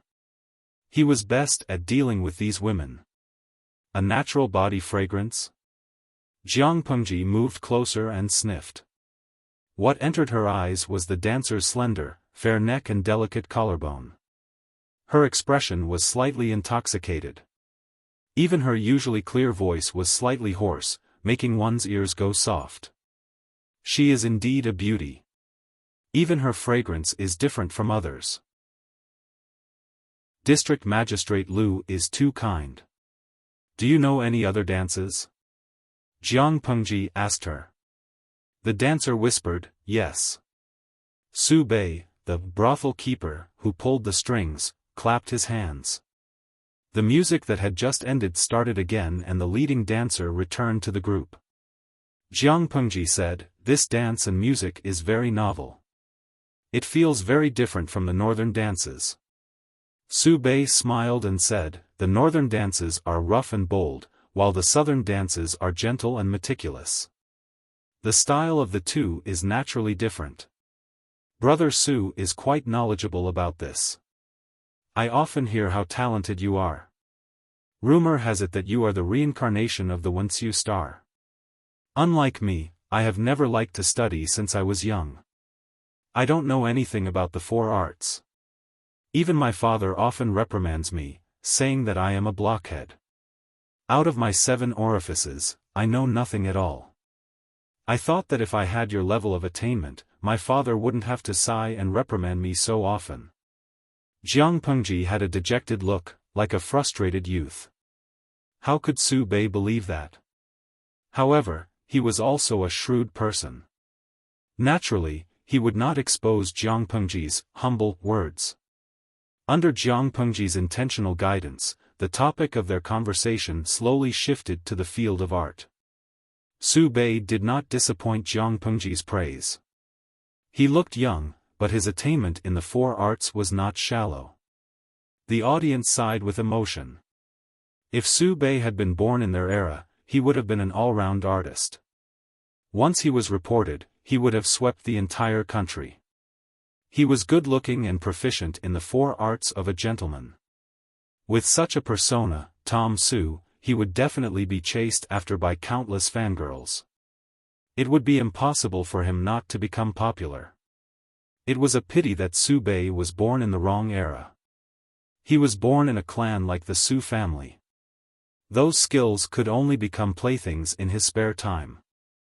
As they were happily chatting, Su Bei's gaze fell on the painting scroll in Yang Xi's hand. He casually asked a question. "Was that painted by you, my worthy brother?" Jiang Pengji revealed a well-proportioned expression of embarrassment. "My father often reprimands me, saying that I am not skilled enough. Even a 3-year-old child's graffiti is better than my drawing. I am unconvinced, so I searched for the painting of Master Yuanjing's disciple. I plan to take it home and study it. Perhaps I can learn something from it, so that my father won't reprimand me twice. I have embarrassed myself in front of Brother Su. Jing Rong, why did you bring this painting out?" Chapter 702. They thought An Shui's acting skills had already reached the peak. Now that they saw it, it was clear that the streamer's acting skills were even more exquisite. The Oscars owed her dozens of awards. Yang Xi secretly curled his lips, but on the surface, he apologized respectfully. When Su Bei heard that the painting was drawn by Master Yuanjing's disciple, his curiosity was piqued. He spoke up for Yang Xi and tactfully asked if he could take a look at the contents of the painting. Naturally, Jiang Pengji would not refuse. This was the effect she wanted. Everyone in the tent knew of Master Yuanjing's reputation. They also knew that he had taken in 4 disciples. Someone said, "I heard that Master Yuanjing is proficient in the art of painting. I wonder how much of the essence the Master's disciple can learn. I wonder if we have the good fortune to take a look at the Master's disciple's painting?" Everyone in the tent agreed. They had no ill intentions, they were just curious. Master Yuanjing's reputation was too high. His 4 disciples were still unknown, which made people suspicious. Now that they could capture the painting of one of his disciples, they had to take a look and see if his disciple was worthy of his reputation. Su Bei wanted to admire the painting alone, but hearing his subordinates' voices, he could not help but ask Jiang Pengji with his eyes. After all, it was someone else's painting. He had to respect the owner's opinion.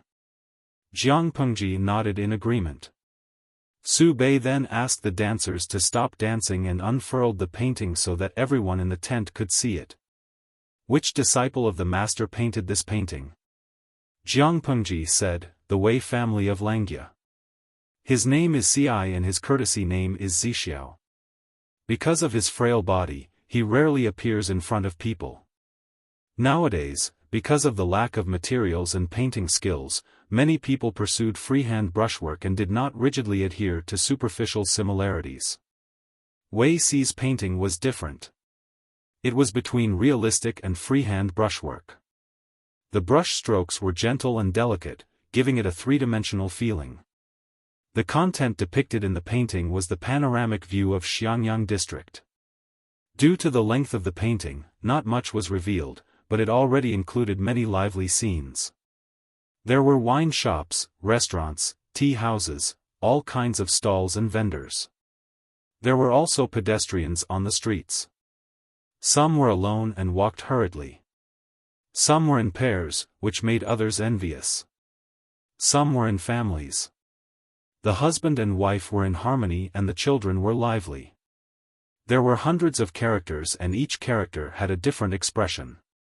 It made people marvel at the painter's meticulous observation and exquisite painting skills.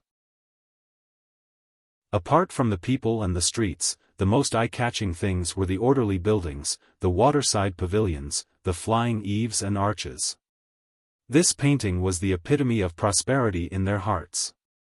Su Pei said, "The painter's talent is outstanding, and his chest is filled with thousands of ravines, full of compassion for the people of the world. This older brother is ashamed." Jiang Pengji was dumbfounded. The live stream viewers had the same reaction. Little Ruibao's mother, "I suddenly remember the one who took the college entrance exam this year." There was a strange light in his eyes. "Apple-scented tea, ha ha ha, 10 years of hard work, and I lost to a grass carp." Tong Tong's girl, "If Su Pei took the exam, he would get full marks in his reading comprehension. He's a top scholar." Shu Shanyali, #propping chin, "Isn't that so?" Perhaps Sishan Beauty only wanted to paint a landscape painting. Su Bei had praised her, so the people below couldn't help but praise her as well. Moreover, this painting was indeed a rare work of art. It's really like the utopia that I imagined. I think when the previous dynasty was at its peak, when thousands of countries came to pay their respects, it was also a scene like this. An old general stroked his grizzled beard and heaved a long sigh. The others regained their composure and agreed one after another. The live stream viewers were practically going crazy with laughter. The content of the painting was clearly the scenery of Xiangyang district. Jiang Pengji deliberately waited for them to praise her before bashfully adding another stab. "Everyone is praising me too much. The scenery in the painting is the land under the rule of the younger generation, the scenery of Xiangyang district." It's not, Jiang Pengji spoke vaguely. The entire commander's tent felt as if a cold Siberian wind had passed through it, leaving only a dozen or so ice sculptures. Su Bei's face flushed red. He was secretly embarrassed and angry. He glared fiercely at the old general who first praised her. "Don't speak if you don't know how to speak properly. Now you're embarrassed." Fortunately, Jiang Pengji did not harp on this matter. Instead, she exchanged her experiences in governing the people with Su Bei. This was Su Bei's area of expertise. At the same time, it alleviated his awkwardness. Due to his chaotic state of mind and the previous awkwardness, Jiang Pengji held the initiative in this conversation. Under her guidance, Su Bei naturally shifted his attention from the art and techniques of the painting to the people and the buildings within. Speaking of the buildings, he realized that the streets, houses, and courtyard walls in the painting were somewhat strange. Jiang Pengji casually mentioned this and took the opportunity to introduce the green brick. The live stream viewers gave her countless thumbs up for her sales promotion. The streamer's tricks were not only complicated but also frighteningly profound. If they met a salesperson like the streamer, not only would they not buy anything, they would probably even hand over their crotch. Throughout the conversation, it seemed as if Su Bei was the one asking questions and Jiang Pengji was the one answering passively. In reality, the rhythm was still in her hands. "I wonder how much this green brick costs to build." After laying the groundwork, Su Bei finally asked this question. Zhe County was located in the south. It was warm and rainy throughout the year. Nowadays, most of the buildings were made of wood and stone. When it rained too much, it would easily become damp and mold would form. The ground would also be muddy and slippery. Su Bei was also a shrewd person. Naturally, he was unwilling to suffer a loss. He wanted something good and wanted to pay the least price. He wanted to test Jiang Pengji and find out her background. It's not expensive to build. With suitable quality soil, it can be baked into green bricks. Jiang Pengji spoke casually, as if she did not know Su Bei's motive. She was like the foolish son of a landlord. Su Bei's brows furrowed deeply. He asked, using soil to bake it? Is it like baking clay porcelain? The principle is the same, but the temperature of the fire is different. The construction of the brick kiln is also very particular. Su Bei's heart itched. He probed, "Brother, do you sell this item here?" Jiang Pengji laughed and said straightforwardly, "Even if I am willing to sell it, Brother Su won't be able to afford it." Su Bei was puzzled. "But just now, you mentioned that fake green bricks are cheap. Why are you saying that you can't afford it now?" Jiang Pengji smiled as she explained to him, "Green bricks aren't worth much, but how far is the distance between Xiangyang District and Brother Su's Zhe County? Green bricks are very cheap, but their weight is heavy. If a large quantity of green bricks were to be transported from Xiangyang District to Zhe County, who knows how much money and manpower would be expended. If that's the case, then this green brick isn't made of mud. It's more like it's made of silver.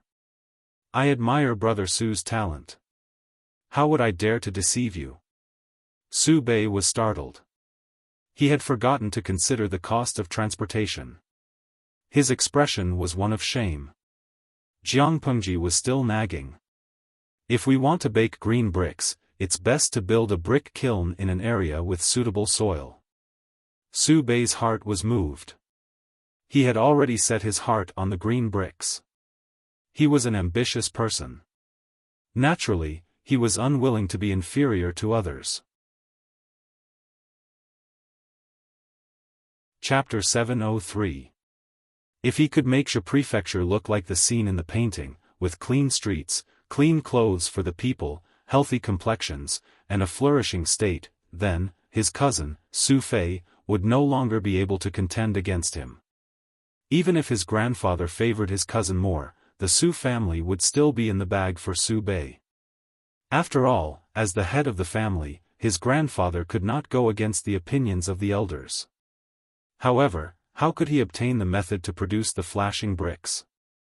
Su Bei was calculating in his mind. The banquet was nearing its end. Jiang Pengji had also gotten to know the people in Su Bei's tent. Just as he was feeling tipsy, Su Bei suddenly remembered the purpose of inviting Jiang Pengji to this banquet. He probed. "Is my worthy younger brother interested in the position of the alliance leader? If you are, I will definitely support you." Jiang Pengji shook her head. Her eyes were no longer clear, and she was hazy from drunkenness. "To tell you the truth, I have sent troops to suppress the rebels several times.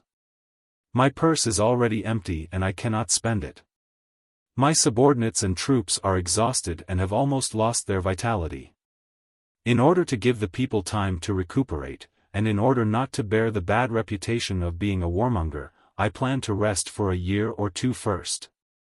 Now, in the alliance meeting, to put it bluntly, I'm just here to join in the fun, to avoid being criticized." Su Bei glanced at Jiang Pengji and saw that her cheeks were flushed red. She was so drunk that her eyes were glazed over. As she spoke, the strategist behind her paled. He wanted to stop her but did not dare to. Was she drunk? Su Bei smiled. If she was not completely drunk, why would she reveal such important information? Yang Si, who was cooperating with Jiang Pengji's act, secretly pouted. He stood up and bowed, assisting her. "My lord is drunk and delirious. If her words and actions are inappropriate, I ask for County Chief Su's understanding. Su Bei graciously agreed. Yang Si then wanted to help his lord back. Unexpectedly, Su Bei stopped him. Yang Si's expression immediately darkened. It was a rare opportunity. How could Su Bei let her go? Su Bei was good at getting information out of people, but how could Jiang Pengji, who had better acting skills, fall for it? She only said what she was willing to say. She would not discuss anything else. Even so, the combination of truth and falsehood made Su Bei's heart blossom with joy. Under his persuasion, Jiang Pengji agreed to sell him the method of making the flashing bricks. However, to prevent the relationship between the two forces from becoming stiff, he knew when to stop. He did not take advantage of the fact that Jiang Pengji was drunk to lower the price. In the end, he even gave Jiang Pengji the leading dancer. He planned to use the beauty to appease his younger brother so that he would not regret his decision after he woke up. It's deep in the night now, and the wind and snow outside are too strong. Why don't you stay in the camp and leave tomorrow after you've sobered up? What else could Yang Si say? He could only agree sullenly. The delicate and frail dancer in red and Yang Si supported Jiang Pengji on her left and right, sending her to another tent. The accommodation that Su Bei had arranged for Yang Si was nearby. The two tents were not far apart. The red-clothed dancer lowered her head slightly, revealing her slender, white neck. Her eyebrows were lowered. "Sir, please allow me to serve Lang Jun." Under the light of the lamp, the face of the beauty in red was even more charming. Even a single dog like Yang Si was stunned for a moment. If the lord's gender was normal, Yang Si would have tactfully left, but he stood rooted to the ground, unmoving. The red-clothed dancer timidly stared at the tips of their feet. The two of them were in a subtle confrontation. At that moment, Yang Si looked at Jiang Pengji from the corner of his eye. His lord was lying limply on the bed. Her eyes were tightly shut. She waved a finger by her side, indicating for him to get lost. Yang Si was speechless. He should have let the prodigal son, Fengzhen, come on such an occasion. He was not going to fool around anymore. Yang Si resisted the urge to ridicule her. He coughed twice and said to the dancer, "Serve the Lord well." He was puzzled. Could it be that his lord wanted to use this opportunity to reveal her identity? Or was it that his lord, as a woman, did not like men and preferred feminine styles? It was terrifying to think about it. He got lost nimbly. The red-clothed dancer sent him out of the tent, then carried the lamp back to the inner room behind the screen. "Lang Jun?" The red-clothed dancer called out softly. Jiang Pengji did not move. The audience in the streaming room cheered.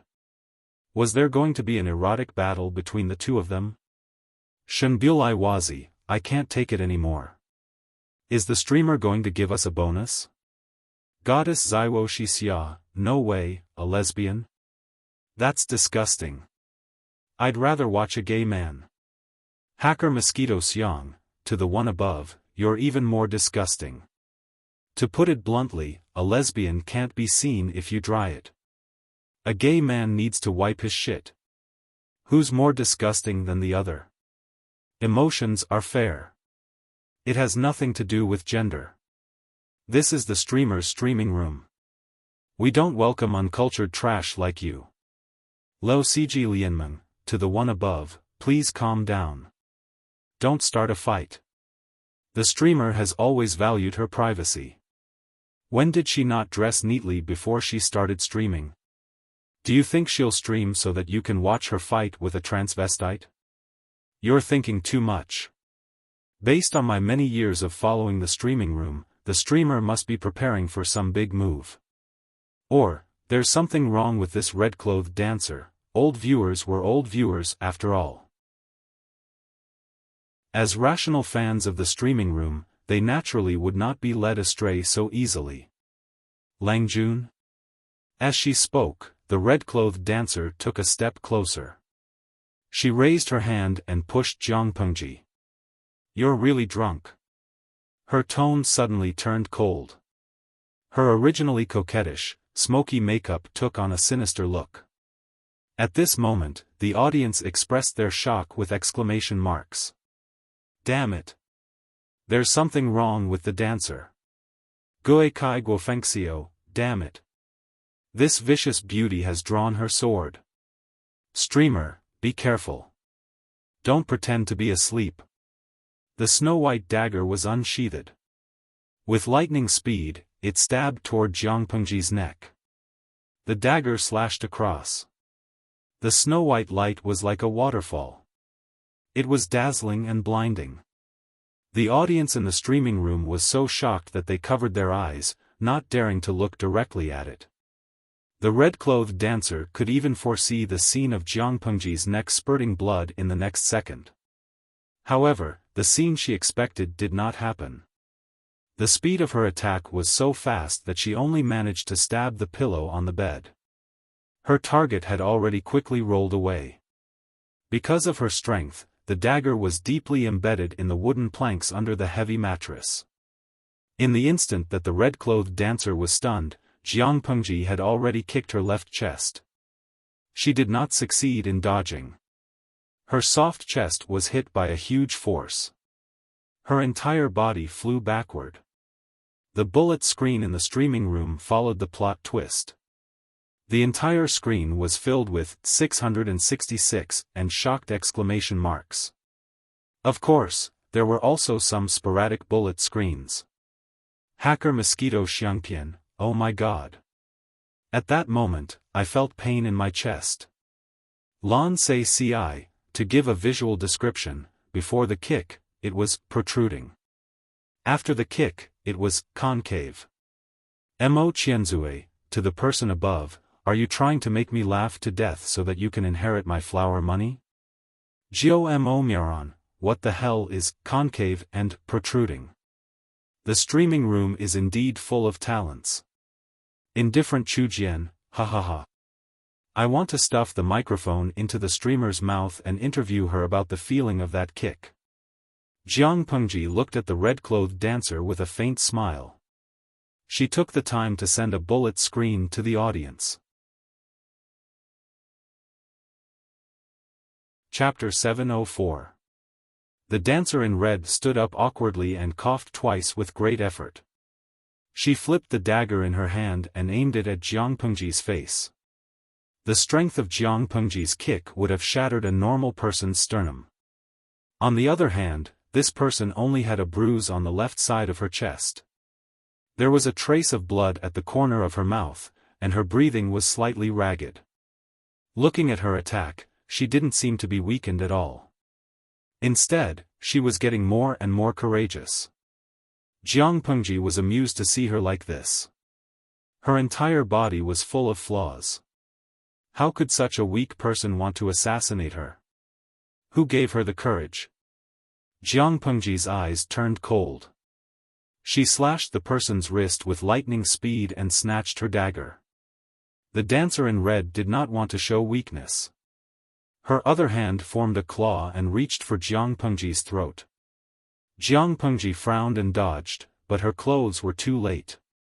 Her wide sleeves were torn into shreds. At that moment, the audience in the streaming room realized that the dancer in red's fingernails had strangely elongated. They were 3 inches long, silvery white, and extremely sharp. It was no wonder that Jiang Pengji's sleeves had been torn apart by her. If she had grabbed her neck or scratched her face, the audience trembled. They were afraid for Jiang Pengji. Pia Piao Yang, my god, isn't this the ancient world? Why are there elements of wuxia and fantasy? Huang Xiaotian of few words, did she practice the 9-yin white bone claw? Will she break the top of her skull with one claw? Streamer, be careful. The audience was nervous and worried. As the person involved, Jiang Pengji was calm. She looked at the fingernails and mocked them in her heart. These fingernails were indeed quite strange. The dancer in red was not willing to give up. She attacked again after one attack failed. Her red dancing dress fluttered with her movements. It made people sigh with emotion. Even though they knew that her moves were fatal, they were still mesmerized. Was this a martial art or a dance? Jiang Pengji expressed that it was neither a dance nor a martial art. It was just trash. The dancer in red attacked faster and faster, but Jiang Pengji could always easily dodge them. The longer they fought, the more frustrated and anxious she became. Gradually, she lost her patience. Her originally beautiful face flashed with malevolence. B***tch, go to hell. Jiang Pengji laughed and replied, You're not qualified. The inner room was a mess. The commotion had already spread outside, but no one paid it any mind. They thought that the people inside were engaged in a fierce battle. Yang Si, who had just taken off his clothes and was about to sleep, was also alarmed. He put on his clothes and came out. When he heard the discussion of outsiders, his heart skipped a beat. Others might not know, but how could he not? His lord was clearly a woman, so how could she have sex with that red-clothed dancer? Not to mention causing such a huge commotion. Not good. A terrible guess emerged in Yang Si's mind. He quickly took out his sword and ran to the tent. Just as he was about to enter, his lord's scolding voice came from inside. Get out, don't get in the way. Yang Si stopped in his tracks, and his outstretched hand stopped in mid-air. The atmosphere was a little awkward. Almost at the same time, screams of horror came from the tent where the dancers lived, alarming the soldiers. What happened? Why are you making so much noise? Are you itching for a beating? The female manager who was in charge of the dancers and singers heard the news and rushed over. She found that everyone was pale. She was suspicious and squeezed through the crowd. Suddenly, a chill rushed from the soles of her feet to her brain. There was a charcoal fire burning in the tent, but she felt as if she had fallen into an ice cellar. It turned out that there was a beautiful woman with a graceful figure lying in the tent. Her clothes had been stripped clean, and her hair was messy. She was naked from head to toe, and her face was badly mutilated. It was obvious that someone had used a knife to cut off the skin on her face. Is this Chun, At that moment, a trembling voice came from the crowd. Chun has a red mole on her abdomen. They looked at the female corpse's abdomen. Indeed, there was a dark red mole in the same place. Oh no! The manager came back to her senses and was so scared that her legs turned to jelly. Chun was the most talented and beautiful dancer among all the dancers. She had always been the best choice for the lead dancer and was also the pillar of the stage. If the person in front of them was Chun, then who was the one who shone brightly at the banquet tonight? The crowd also thought of this detail and were so scared that they collapsed to the ground. Could it be that the person who danced with them tonight was not a living person but Chun-er's soul? Idiot, someone has taken over Chun-er's identity. The manager scolded and scrambled towards the main tent, hoping that she could make it in time. My lord, your servant has something important to report to you. Something big has happened. Even though this was an important military camp, the manager could not care less. If she was late, she would die a terrible death. Who's making a ruckus outside? Inside the tent, Su Bei was in a discussion with a few of his trusted subordinates. After much difficulty, they finally had a clue. The ruckus outside was incessant. Reporting to my lord, the person outside is the manager who is in charge of the dancers. Su Bei's face darkened. The expressions of his subordinates were even more unsightly. These trusted subordinates did not approve of Su Bei bringing the dancers with him. However, because the dancers were used to bribe people, they turned a blind eye to it. But now, such a thing had happened.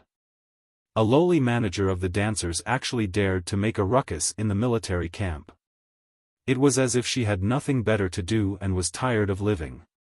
Su Bei was also afraid of being lectured by his trusted subordinates. He could only summon up his courage and ask, "Bring her in. What's wrong with making such a ruckus?" The manager was escorted in by the soldiers. As soon as she entered the tent, the manager knelt down with a thud. Her pale lips trembled uncontrollably. My lord, Chun, who led the dance, had her face skinned long ago.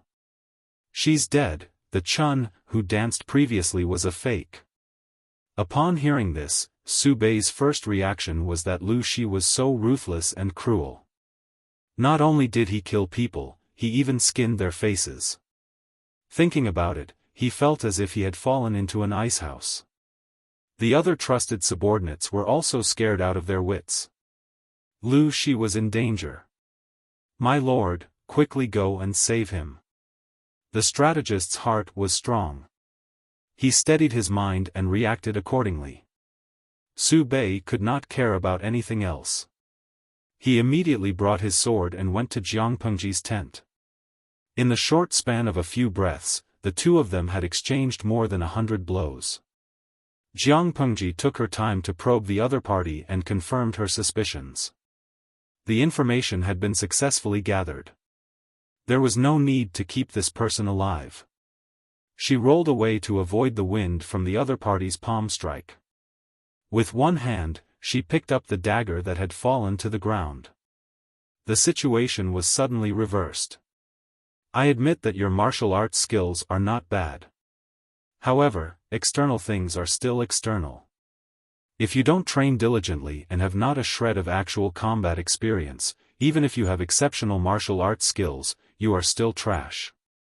You want to assassinate me? Train for another 100 years. Jiang Pengji's left hand formed a knife and stabbed straight at the other party's throat.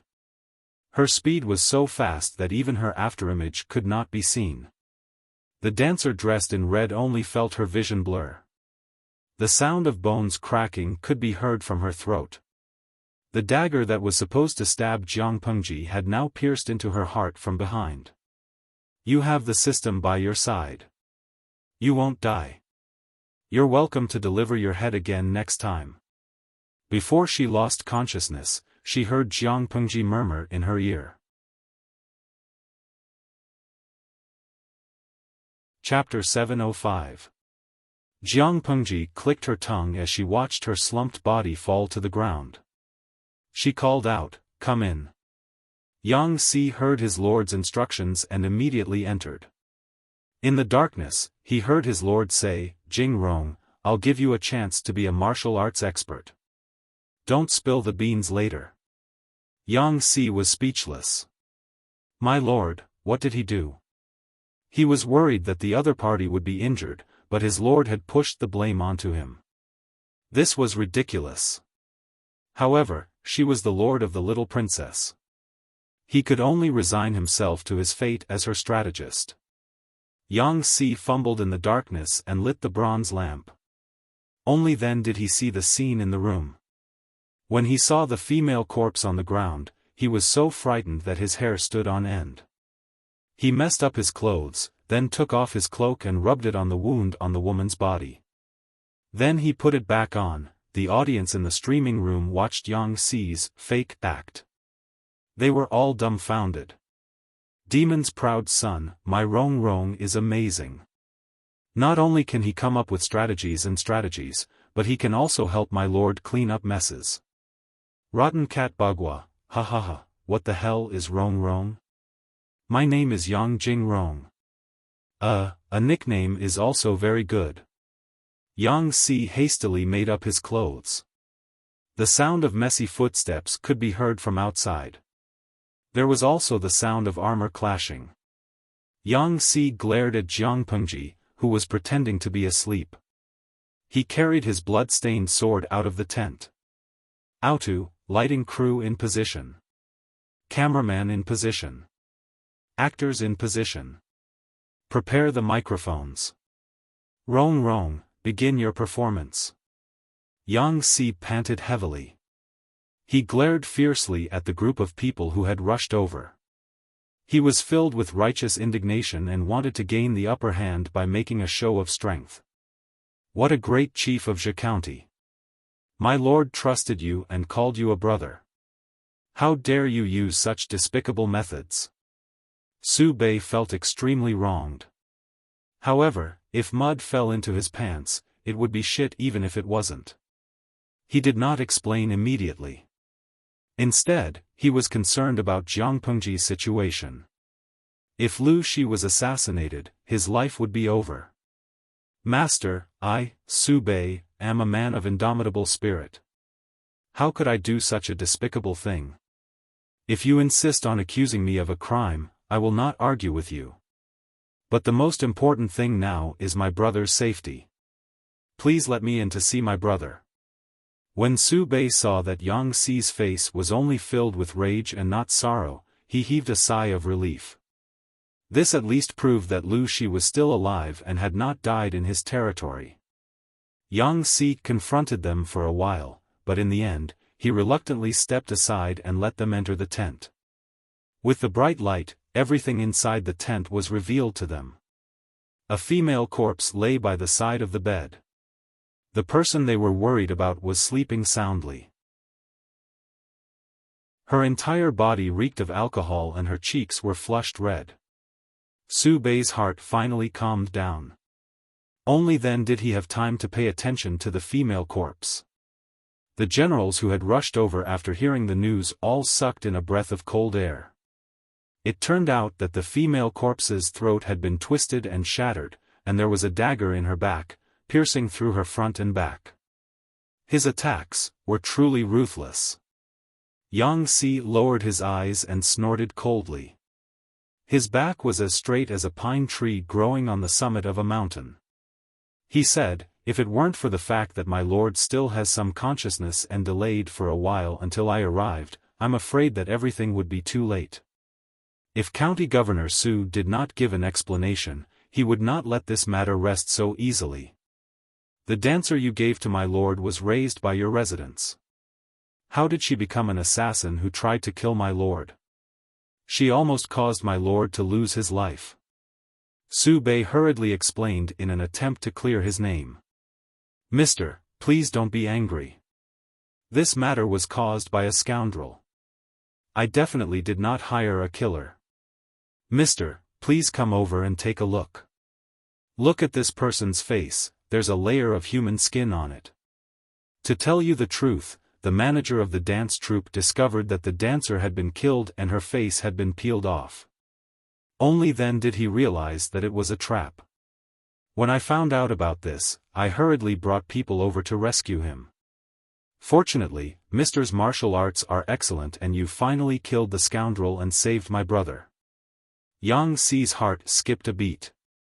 He had personally witnessed someone rub the edge of the woman's face.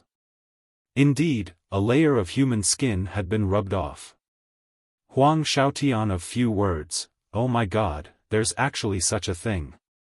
Zhao Yu, oh my god, is this a cameo by Strange Stories from a Chinese studio? I want to vomit just looking at the real human skin. Yu Xiao Yanran, the atmosphere is too heavy. Let's talk about something happy. Rong Rong is quite good at acting as an expert. If this was any other time, the audience would definitely have used the phrase Rong Rong Rong is shamelessly acting as an expert to make fun of Yang Si. But now, faced with such a cruel scene, the idle spectators no longer had the mood to liven up the atmosphere. The layer of human skin was peeled off, revealing a face covered in blood. The crowd was disgusted and no longer had the mood to look at how she looked. This person can't be any more dead. Just throw her away and feed her to the dogs. It's bad luck to leave her here. Su Bei waved his hand and ordered his men to throw the female corpse away. The crowd looked at the limp and drooping head. When they saw that the neck had been completely crushed, they were frightened and a chill ran down their spines. Su Bei swallowed his saliva and discreetly distanced himself from Yang Si. If this expert were to suddenly attack, his life would be in danger. Yang Si saw his petty actions but did not expose him. His eyes were still gloomy and his tone was filled with the tone of an expert. I have to stand guard outside the tent for the Lord to prevent any mishaps. If there's nothing else, please return. When the Lord wakes up tomorrow, I will explain everything to her. County Chief Su, you have to give us an explanation for this matter. Of course, mister, please rest assured. Su Bei cupped his hands in salute and sighed softly before leading his men away. Although Yang Si was guarding inside, he was still worried and deployed a group of elite soldiers to protect the tent. When they left, Yang Si heaved a long sigh of relief. An exceptional expert who was dressed like a weakling was indeed making things difficult for him. Just as he was about to leave, he glanced at his lord who was sleeping soundly. He knew that she was pretending to be asleep. He still had a stomach full of questions to ask her, but in the end, he held back. He hugged his blood-stained cloak and stayed outside for the entire night. He was mentally exhausted.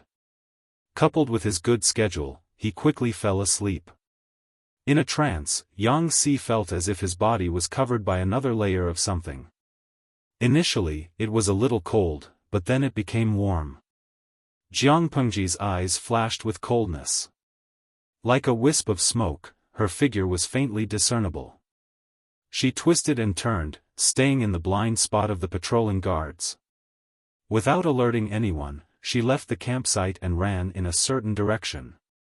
When the audience in the streaming room saw that Jiang Pengji did not continue streaming, they knew that there would be follow-up. Thus, they stayed up all night waiting for her to take action. But, what was she doing in the wilderness in the middle of the night? Not only that, but the surrounding scenery was becoming more and more desolate. Occasionally, human bones could be seen. It was a horrifying sight. Was the streaming room finally going to give up on the battle for hegemony and change to the supernatural and mythological path?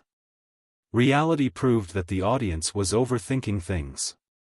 Jiang Pengji had come here in the middle of the night to search for clues to prove her conjecture. She followed the spiritual imprint left on the red dancer's body and ran to her destination, but she did not see the corpse. Chapter 706. Looking at the blood stains on the ground, Jiang Pengji smiled. Under the cold moonlight, the smile was particularly horrifying. The audience in the streaming room shuddered. The streamer's style was not right. Yijie Weiming, streamer, what are you doing now? It's so horrifying. I wanted to sleep, but now I can't. Luoxue, it's really horrifying. Streamer, don't tell me you're here to check on the corpse of the painted skin? Luochen Yama, wow, are there really demons and ghosts in this world? Jiang Pengji sent a bullet screen to stop these people from continuing to make up stories and scare themselves. Streamer V, I'm here to look for the corpse. As I expected, it has disappeared. Or rather, the person has been resurrected and left. Don't think it strange. I can stream for all of you here.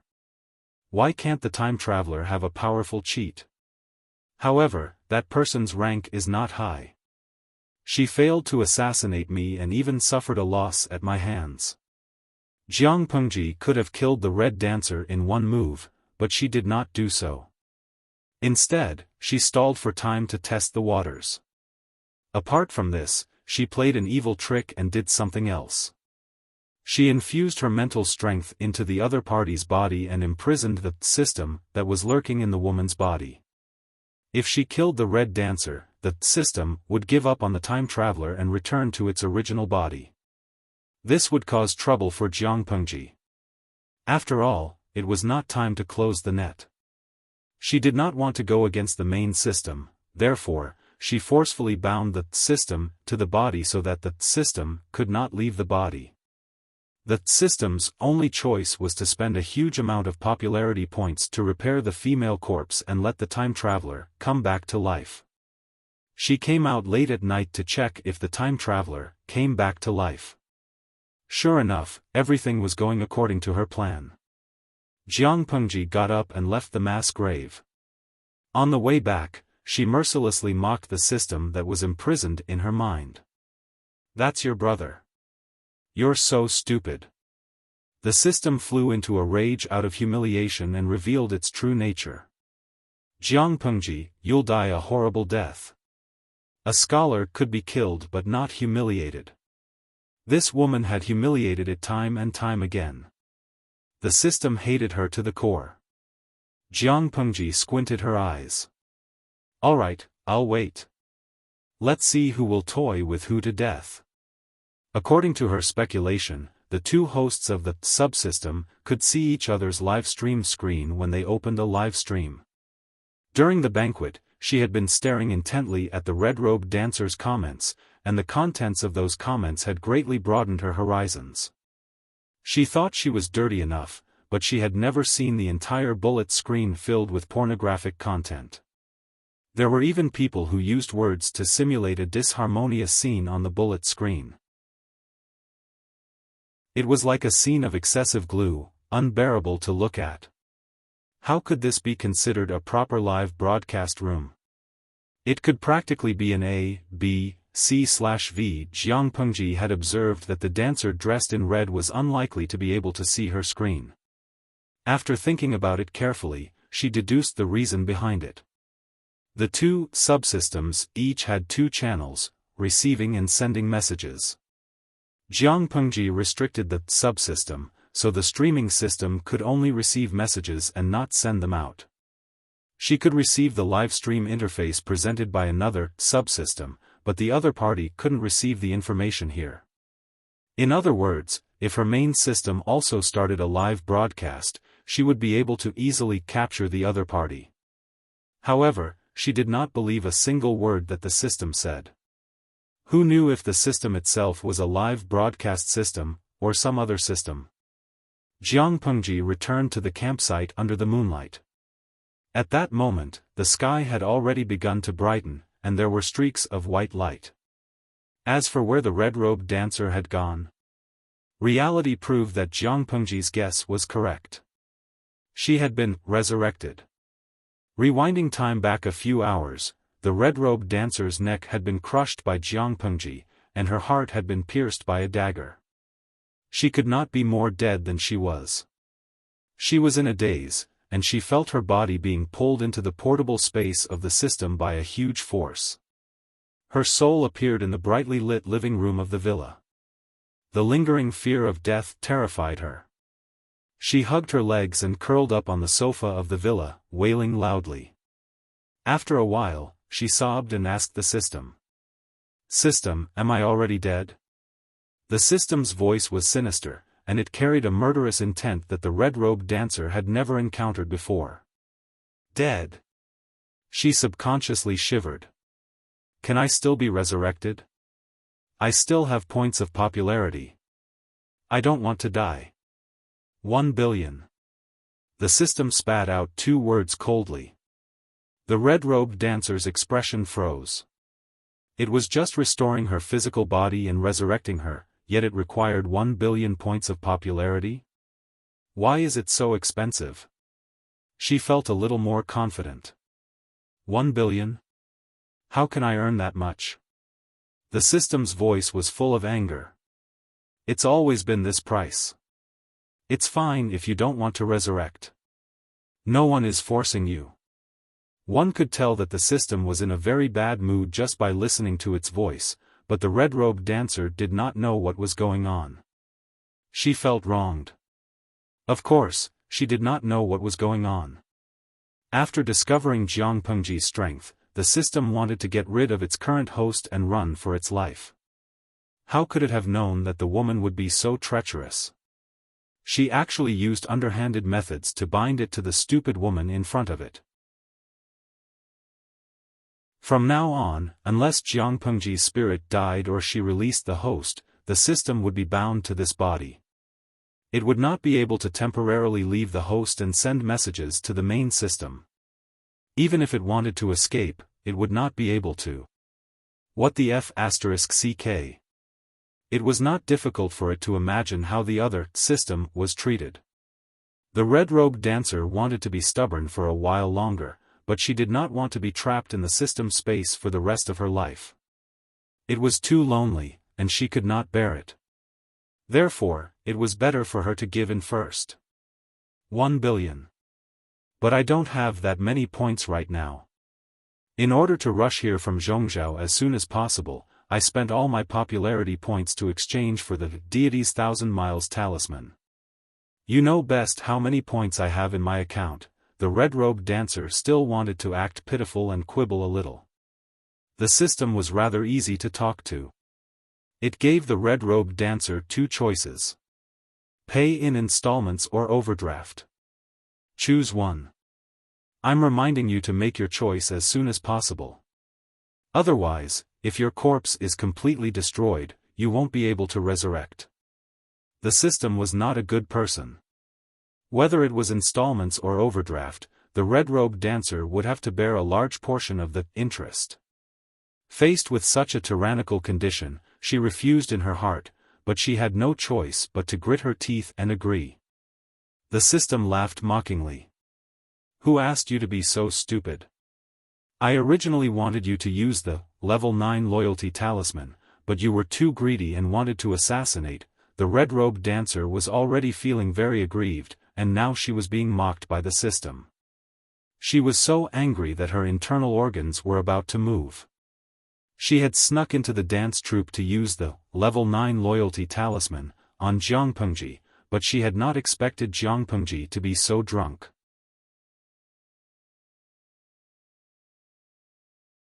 Chapter 707. Thinking of this, the dancer in red felt even more remorseful. Fortunately, she still had the level 9 loyalty talisman. She still had a chance to turn the tables. Once she used the level 9 loyalty talisman to control Jiang Pengji, she would definitely return the favor and make that slut's life a living hell. The dancer in red chose to split the time. One person and one system came to an agreement. She was resurrected. Her broken neck and pierced heart were now intact. She opened her eyes and found herself lying in a mass grave. Her surroundings were covered in pure white snow. Skeletons could still be seen sticking out of the ground. She was so frightened that she almost crawled away from her original spot. Her body was still cold and it was inconvenient for her to move. She could only lie low and wait for another opportunity. The sky broke and Yang Si woke up on time due to his biological clock. He rubbed his eyes and realized that he was wrapped in warm bedding. Not far away, there were two extinguished charcoal braziers. My lord? Yang Si shook his head and recalled the events of the previous night. He called out to her, but Jiang Pengji's voice came from outside the tent. You're awake? Jiang Pengji had already changed into a clean set of clothes. She looked at Yang Si with a faint smile. Greetings, my lord. Yang Si felt his old arms and legs ache. Of course, no one would dare to curl up and sleep the entire night. Their limbs would protest. Go and wash up first. We'll settle the score with Su Bei and ask for some compensation. Although Su Bei was innocent, Jiang Pengji was obviously trying to blackmail him. It was not her style not to take advantage of him. Yang Si nodded and said with a gloomy expression, Indeed, we have to settle the score. If not for my lord's superior martial arts skills, I don't know what would have happened to you last night. Yang Si did not know much inside information, so he did not expect that Jiang Pengji had purposely blackmailed Su Bei. This was a trap she had dug. How could Jiang Pengji not know that there was something wrong with the lead dancer? Precisely because she knew that there was something wrong with that person, she took advantage of the situation and set up such a trap at the last minute. Poor Su Bei. He had even thoughtfully sent the person to her and helped her blackmail. Last night, Yang Si slept well and Jiang Pengji slept even more soundly. Only Su Bei and his subordinates did not sleep. At this time, how could they still sleep? Who was it that skinned Chun Er's face? Who put Chun-Er's face on that female assassin's face and ordered her to kill Lu Shi? Who was the one who had set up such a trap for Lu Shi to die in his camp? Who was the one who had framed him? Several questions lingered in their minds. The atmosphere in the commander's tent was so gloomy that it could drip water. Finally, Su Bei spoke first, breaking the heavy atmosphere. "Do you think, this matter, could it be done by second bro?" Everyone in the tent looked at each other. In fact, their first suspect was also Su Fei. However, a quarrel between brothers was still a scandal. As subjects, it was not suitable for them to sow discord between their lord and their family. Su Bei and Su Fei were direct descendants of the Su clan. Because the head of the family was their grandfather, regardless of whether they were the eldest grandson or the second grandson, they all had the right to inherit the Su family. In terms of seniority, naturally the eldest grandson, Su Bei, was more suitable. He was gentle, polite, skillful, had a good reputation, and was capable. However, the head of the Su family favored Su Fei more. This was because this youngest grandson was much better looking than Su Bei. His features also resembled the head of the family when he was young. Naturally, he could win the favor of the old man. Su Fei had a sweet tongue and could often make the old man smile from ear to ear. In this aspect, Su Bei could not compare to his cousin. If Su Fei was incompetent, it would have been fine. However, Su Fei was not weak either. As the two cousins grew older, the competition between them became more intense. Occasionally, they would play some tricks, but they would not go overboard. This was a silent tacit understanding between the two brothers. Su Bei never expected that his cousin, who usually kept quiet, would take someone's life the moment he made a move. If Lu Shi did not have someone skilled in martial arts by his side to protect him, who knew, if Lu Shi died that night, Lu Shi would use 2 provinces and 1 county to take revenge on him.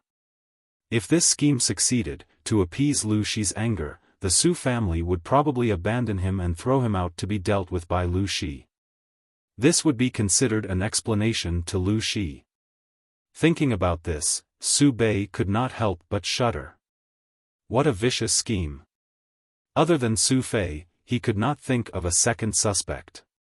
Let me ask you, do you think it was the second son who did this? Su Bei raised his voice again. The people under the tent could not sit still anymore. They could only brace themselves and respond. We are unwilling to believe it, but the possibility of it being the second Lang Jun is very high. They had never considered that this was Jiang Pengji's own doing. All signs pointed to the fact that the mastermind was someone who understood Su Bei's campsite very well. Otherwise, how could he have known where the dancer was? How did he know that Su Bei had invited Lu Shi to a banquet today in an attempt to rope in the Lu family father and son? If there was no support, how could he have killed the dancer without anyone knowing and skinned her face? There must have been a mole helping him. Su Bei and Su Fei had competed for many years and were familiar with each other. It was normal for him to plant an informant. If Su Fei knew about this, he would definitely sigh with emotion. What a great scheme!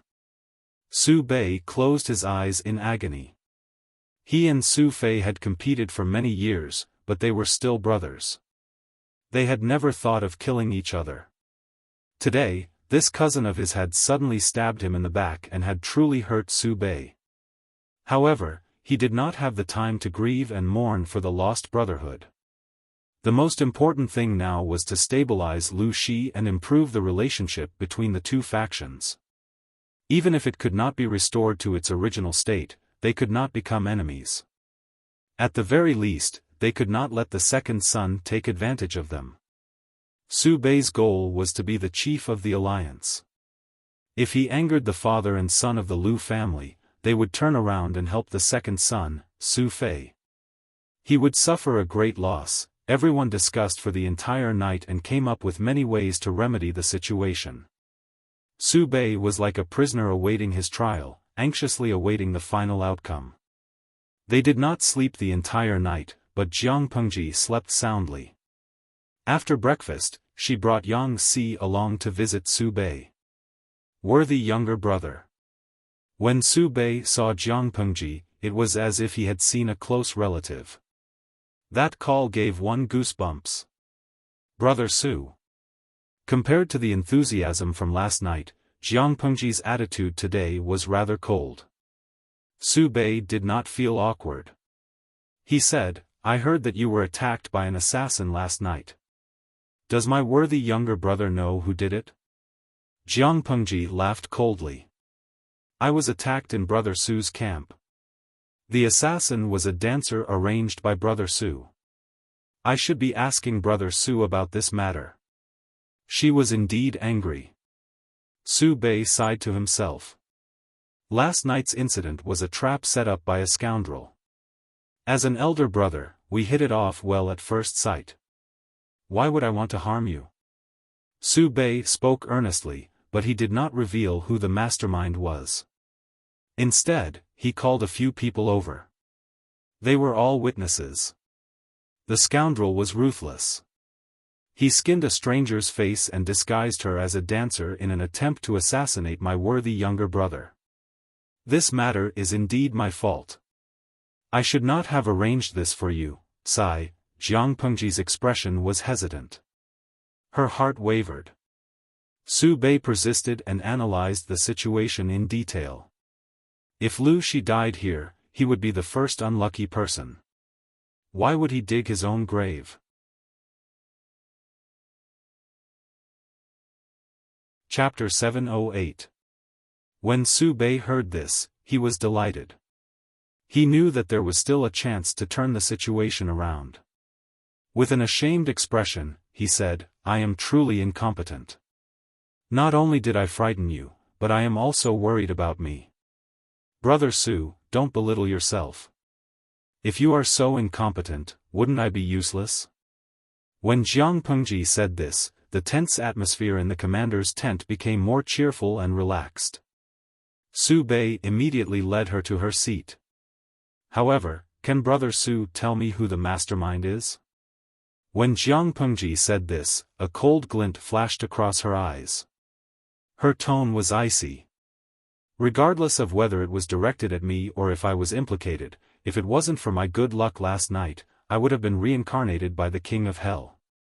If I don't vent my anger, others will think that Lu Shi of the Lu family is a soft persimmon that can be pinched and that I am easy to bully. Su Bei wanted to cover it up. After all, he and Su Fei were family. Internally, they had conflicting interests, but externally, they were united. As a descendant of the Su family, they were bound together for good or ill. Su Fei could do anything to bring him down, but Su Bei could not do so, at least not now.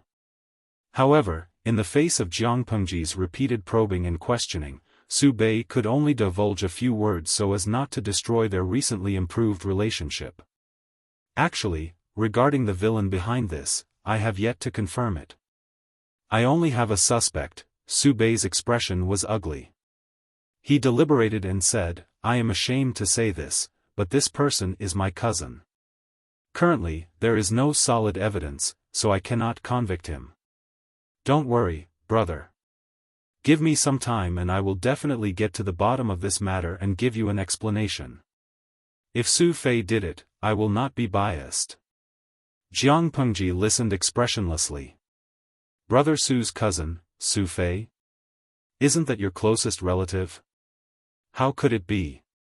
Every family has its own difficulties, and everyone has their own difficulties. Su Bei felt slightly embarrassed.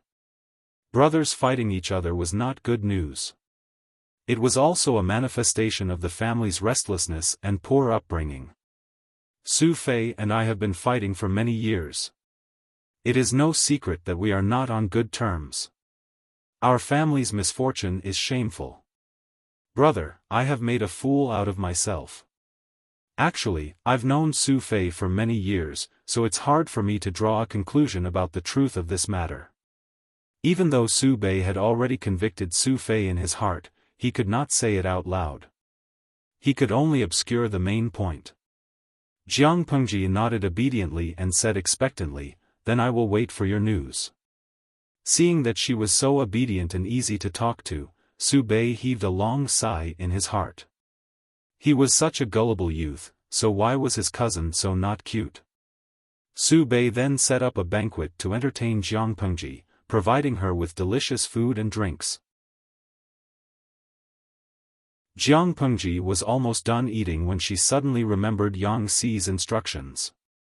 She said, "Brother Su, I heard from Jing Rong that I promised Brother Su last night that I would sell you the method to make the blue bricks." When Su Bei heard this, his nerves instantly tensed up. It was as if an ice-cold current had suddenly appeared from the soles of his feet to his brain. If he asked himself honestly, he indeed coveted the method to make the blue bricks, but today was different from yesterday. Bringing it up now was asking for abuse. He still had a huge pile of sh*t to clean up, and he had not completely cleared himself of suspicion. If he suddenly made such a move, what if Lu Shi suspected that he had taken advantage of her when she was in a drunken stupor to trick her into selling the core technique? Wouldn't all his previous efforts go to waste? Su Bei's brain worked quickly, and he secretly gave his confidant a look, intending to ask for help from outside. How could he smooth this matter over? The strategist secretly gestured a few actions to him, and Su Bei understood them. This matter is indeed true. Su Bei glanced at Yang Xi and saw that he was looking at him with a smile that was not quite a smile, as if giving him a silent warning. His heart thumped, and he knew that he could not fool him. He said, "I'm not afraid of being laughed at, brother. Last night, I saw Master Yuanjing's disciples painting, and my heart yearned for the scene in the painting. I also want to govern Zhe County and make it as lively and prosperous as this. Zhe County is located in the south, where it is warm and rainy, and objects tend to rot and mold easily. If we have green bricks as building materials, I feel that the situation will improve significantly. Last night, I didn't know that brother was drunk, and I asked a few questions. Now that I think about it, it's still not appropriate. Brother, you don't have to take it to heart." Jiang Pengji shook her head disapprovingly, her voice resolute and decisive. "A gentleman's word is as good as the whip of a fast horse. How can I take back what I've said? Regardless of whether I was drunk and unconscious last night, or if I said the wrong thing, since I've already promised Brother Su, I can't go back on my word. Moreover, Brother Su's actions are for the sake of the people of Zhe County, and not for your own selfish reasons. I've always admired Brother Su's character and talent. If I can help you a little, why would I refuse?" Among the people present, apart from a few strong-willed and straightforward generals, who wasn't a highly skilled actor? For Su Bei to be able to maintain such a good reputation, his acting skills and ability to lie through his teeth were also top-notch. The audience in the streaming room and Yang Xi watched coldly as the two top-notch actors competed with each other, playing tricks on each other, and silently watching the show. Su Bei didn't expect Jiang Pengji to make such a promise. He was touched and admired her, but he was even more surprised. This meant that Lu Shi had completely forgiven him. Their relationship hadn't been destroyed by last night's incident. While maintaining their relationship, if he could purchase the method to produce the flashing bricks, that would be the best outcome. Su Bei smiled. "Brother, your promise is as weighty as Mount Tai. I'm ashamed of my inferiority." Jiang Pengji was a thick-skinned person. When she was narcissistic, she would be narcissistic. When she should be humble, she would be humble. Of course, most of her modesty was to pave the way for her future narcissism. She and Su Bei complimented each other for a while before entering the bargaining stage. Because Su Bei was the one in the wrong, he didn't need Jiang Pengji to deliberately fight for his own benefits. He took the initiative to give in.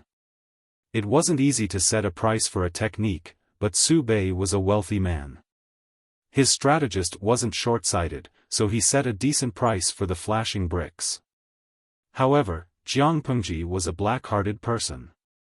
How could she be satisfied with such a small profit? She frowned, as if she was hesitating.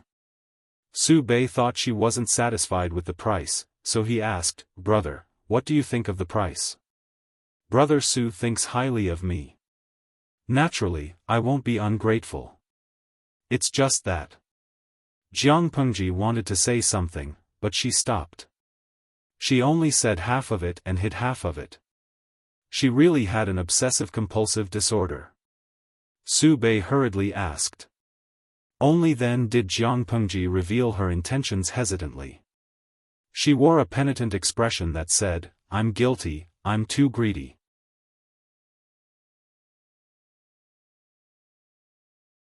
Chapter 709.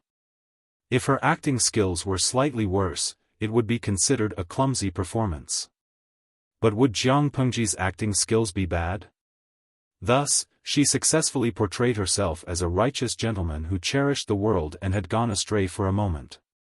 After realizing her mistake, she repented and reflected on herself.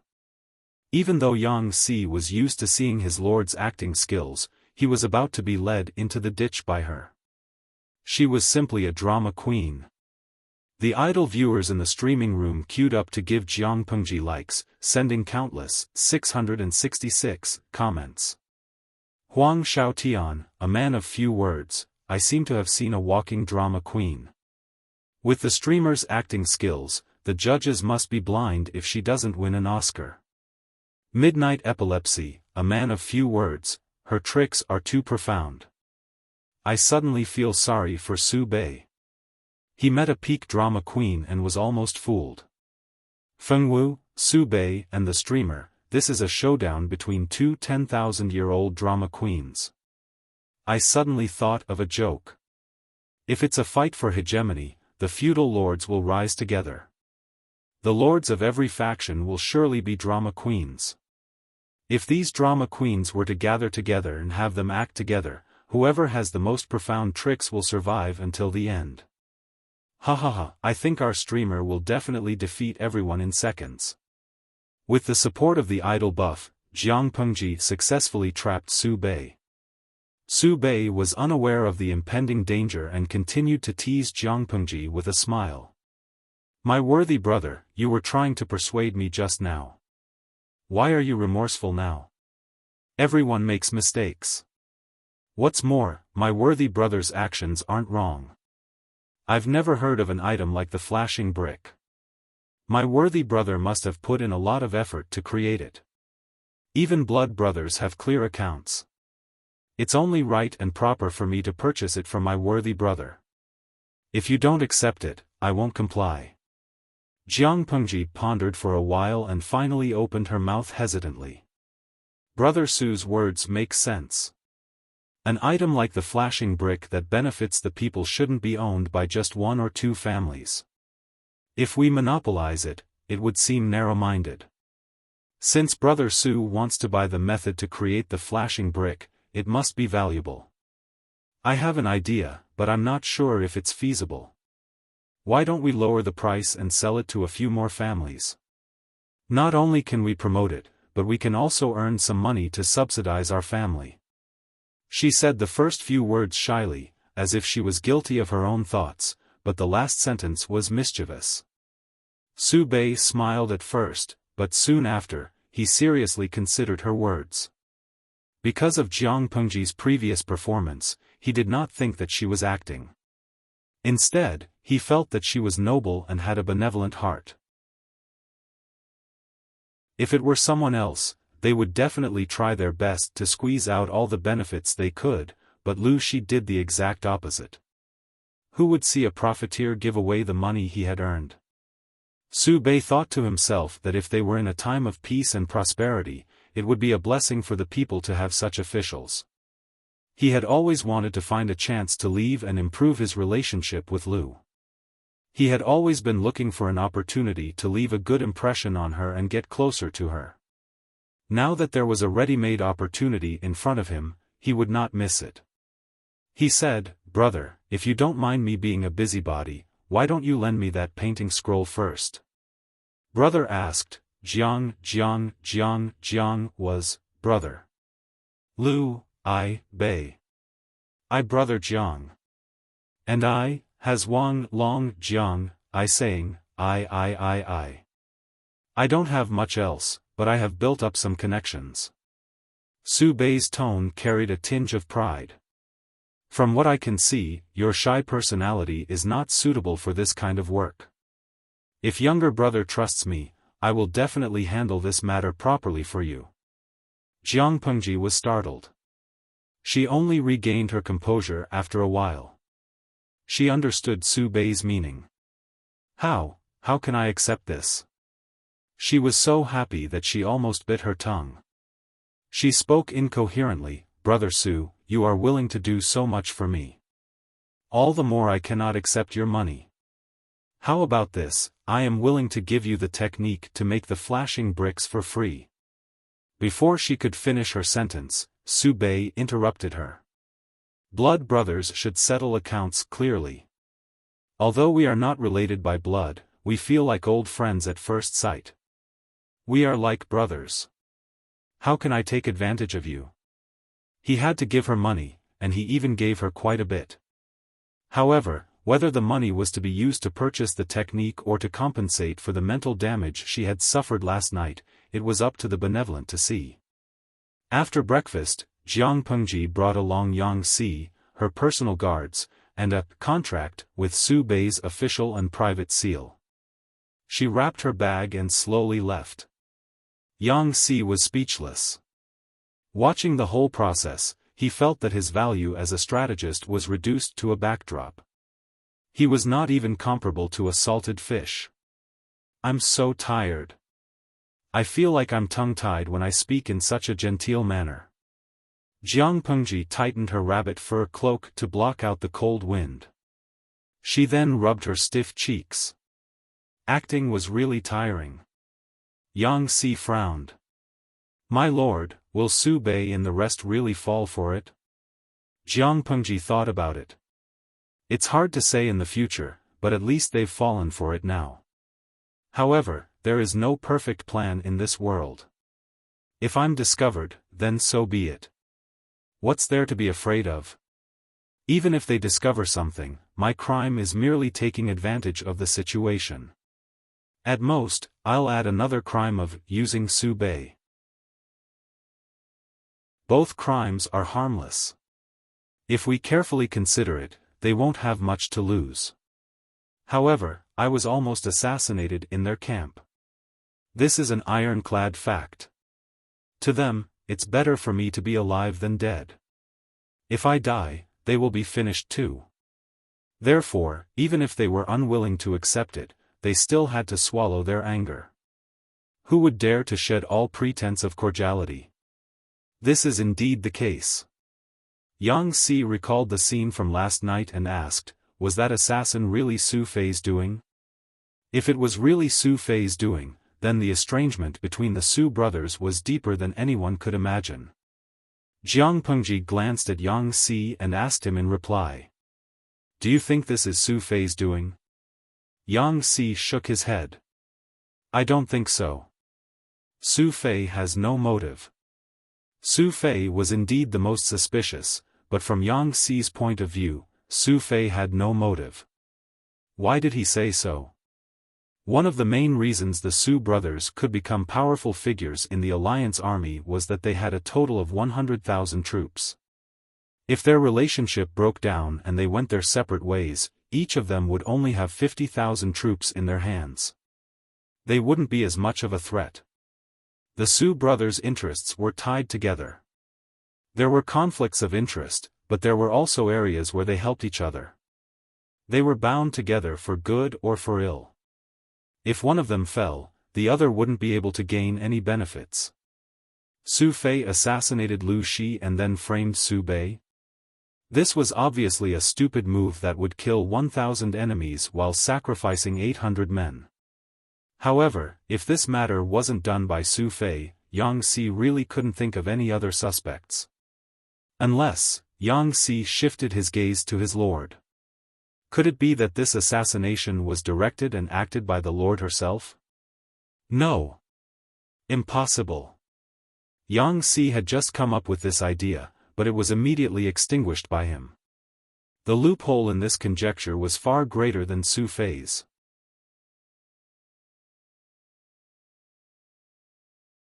Chapter 710. Yang Si immediately rushed forward and questioned her.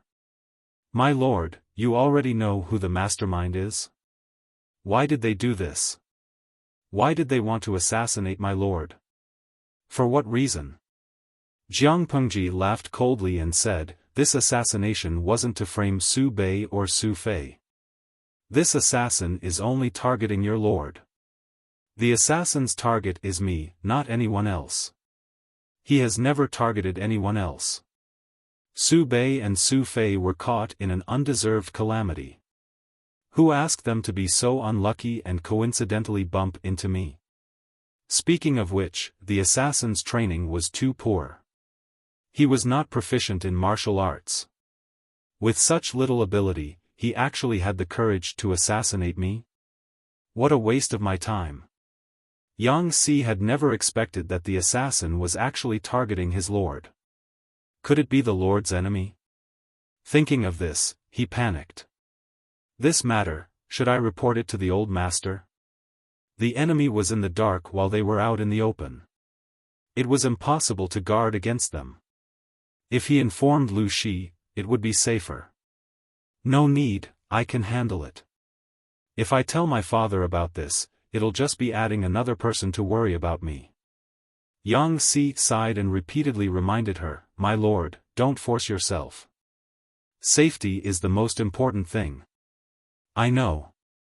Yang Si knew that he could not persuade Jiang Pengji, so he could only put the matter aside for now and discuss it later. On second thought, Yang Si sympathized with the Su brothers. They were caught in an undeserved calamity. I suddenly thought of something. The Su brothers are really pitiful. Perhaps they'll break up because of this matter. When Yang Si said this, there was a hint of schadenfreude in his tone. It was as if he was watching a good show. Don't say that he was heartless. Everyone served their own master, so no matter what he did, he would not go overboard. Wasn't being a strategist a job that harmed others to benefit oneself? The Su brothers appear to be harmonious on the surface, but their battle in the dark is getting more and more intense. Even without this matter, Su Fei and Su Bei's battle will intensify and cross the line sooner or later. As for breaking up, the leader of the Su family is already old. How many years does he have left to live? As long as he's alive, the battle between Su Bei and Su Fei will be restrained.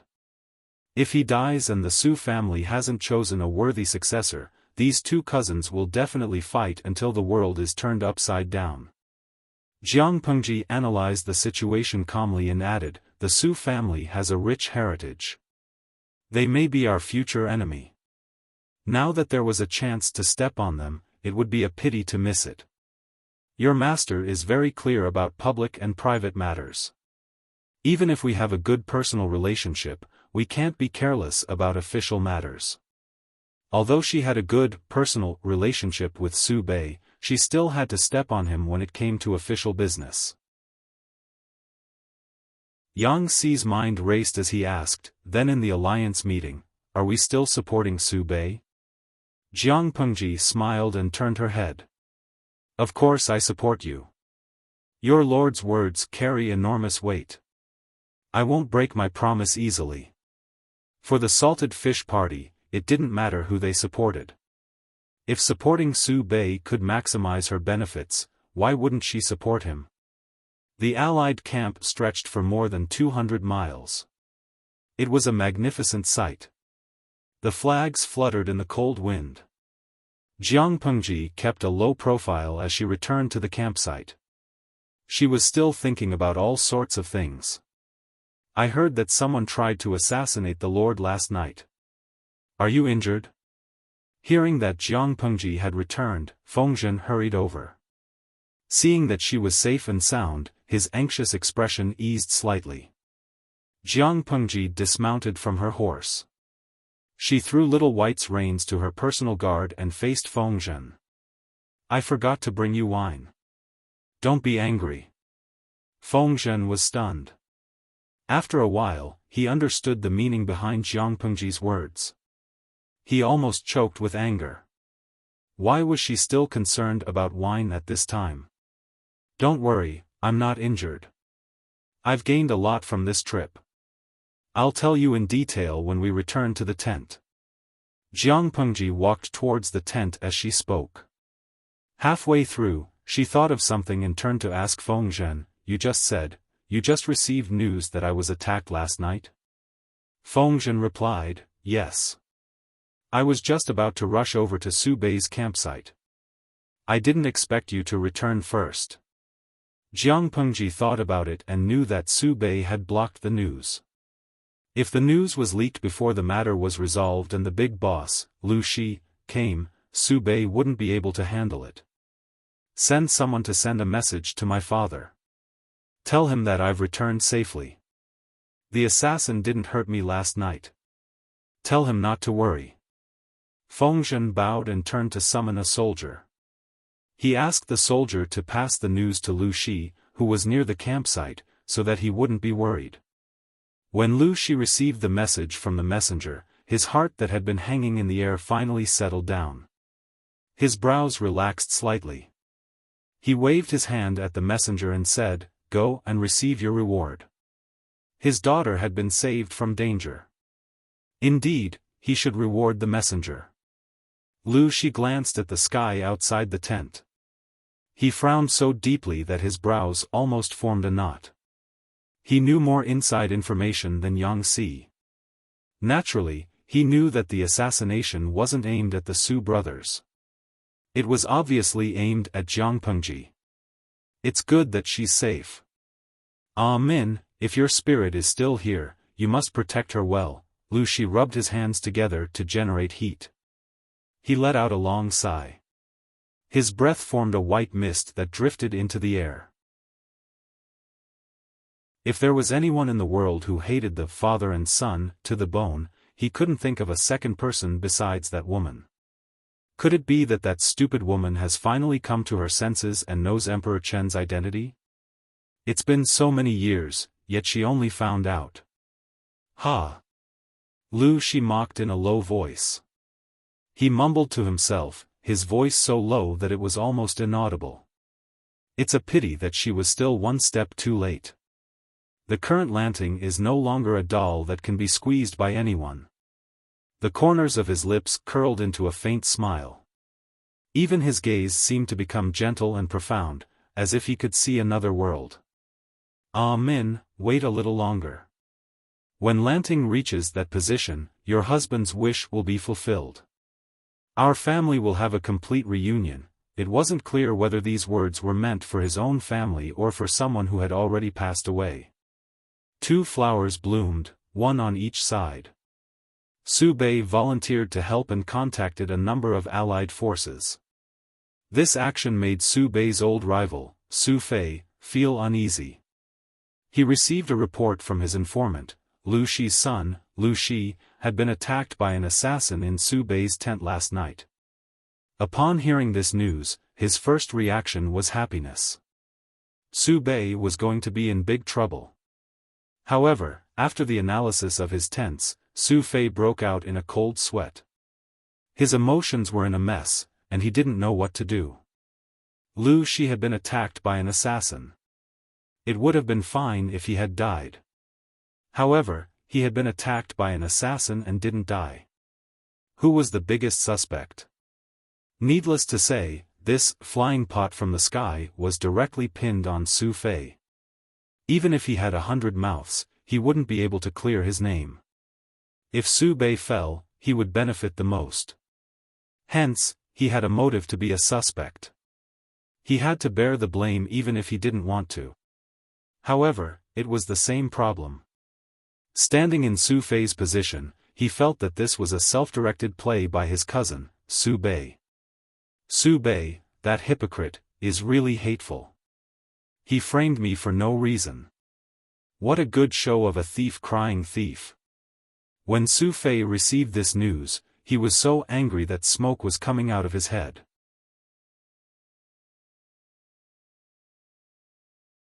Chapter 7:11. All the strategists looked at each other in dismay, secretly lamenting Su Pei's scheming nature. He was ruthless enough, and his heart was black enough. He had directed and acted out the assassination of Lu Shi. When the time came, all he had to do was push the blame onto Su Fei and he would be able to clear his name in an instant. Not only would he create a strong enemy for Su Fei, but he would also be able to tie the Lu father and son duo to Su Bei's chariot and gain a good reputation. Even if the negotiations between the Lu father and son and Su Pei broke down, because of this scapegoat, the Lu father and son would not turn to Su Fei. Thinking about it this way, Su Bei was the most suspicious. His motive was the strongest and he could be listed as the number one suspect. Su Fei stood still, snorted coldly, and asked the person beside him. "Humph, what is that hypocrite doing now?" "First Lang Jun is holding a banquet for the allies. Eat, eat, eat. All day long, he sets up banquets, drinks, and presents beauties. Why can't he eat to death?" Su Fei's expression was slightly twisted, and with a bit of savagery, he said with incomparable mockery, "This cousin is really capable. Bringing a group of dancers and singers to protect the emperor, giving him gold, silver, jewels, luxurious carriages, and beautiful women. For the sake of his reputation, he really is unscrupulous. Now, you even set up such a despicable trap to slander my innocence. Disgusting." The person beside her looked worried. He cupped his hands and said, "My lord, now is not the time to complain. With the support of the father and son of the Lu family, he has also roped in a bunch of forces. I'm afraid that the position of the alliance leader will fall into the hands of Elder Lang Jun. Even if we want to fight for it, the chances are slim." Su Fei's heart was filled with anger. I can see it. He boasted that he was not weaker than his cousin, but his cousin was good at putting on a show, and he really could not compare. Do you have any good ideas? It would be best to drive a wedge between him and the Lu father and son. Su Fei was exasperated. If he couldn't get it, what right did his cousin have to get it? Relying on gold, silver, jewelry, cars, and beautiful women to attract talents and accumulate reputation, what was there to be proud of? Someone said, "We can't. If we do that, we will be at a disadvantage instead." The anger in Su Fei's heart was about to explode. "This won't do, that won't do, then what should I do? Why don't we prepare a generous gift and ask someone to apologize to Lu Shi on behalf of eldest Lang Jun?" Su Fei was stunned. It was clearly Su Bei's fault. Why did he have to send a gift and apologize? The man continued his analysis. "My lord, from what I've heard, Lu Shi and the eldest Lang Jun did not have anything to do with each other. It's obvious that the eldest Lang Jun has successfully framed you. If he tried to explain it to Lu Shi now, he would end up with a bad reputation for being a glib talker. Since that's the case, my lord might as well use the excuse of, 'My brother's lax governance allowed an assassin to sneak in, so I'm apologizing to Lu Shi on behalf of my brother,' to contact him and reveal some suspicious points appropriately. If Lu Shi wasn't stupid, he would naturally investigate. What you find yourself is far more trustworthy than what others say." If Su Bei had acted appropriately, he might have shot himself in the foot. Thinking of this, Su Fei immediately sent someone to prepare a generous gift and sent a subordinate with authority to deliver the gift as a sign of solemnity. Jiang Pengji felt that Su Fei and Su Bei were indeed cousins. Their imagination was top-notch. After sending off Su Fei's messenger, Yang Si and Feng Zhen looked at the lavish gifts that filled half the commander's tent. Their eyes almost popped out of their sockets. What do they mean? Jiang Pengji smiled and said, "It's most likely, they're suspecting each other." Qing Feng Shuiying, ha ha ha ha, they're pushing the blame to each other and suspecting each other? There's actually such an operation? A new invention? Zueyun Katyao, Su Fei suspects that Su Bei is directing and acting on his own. Su Bei suspects that Su Fei is secretly cheating. It feels like a tongue twister. Layman Howie, I don't care if they're pushing the blame to each other. Anyway, our streamer is profiting from it. That's right, after all this commotion, the one who benefited in the end was actually Jiang Pengji.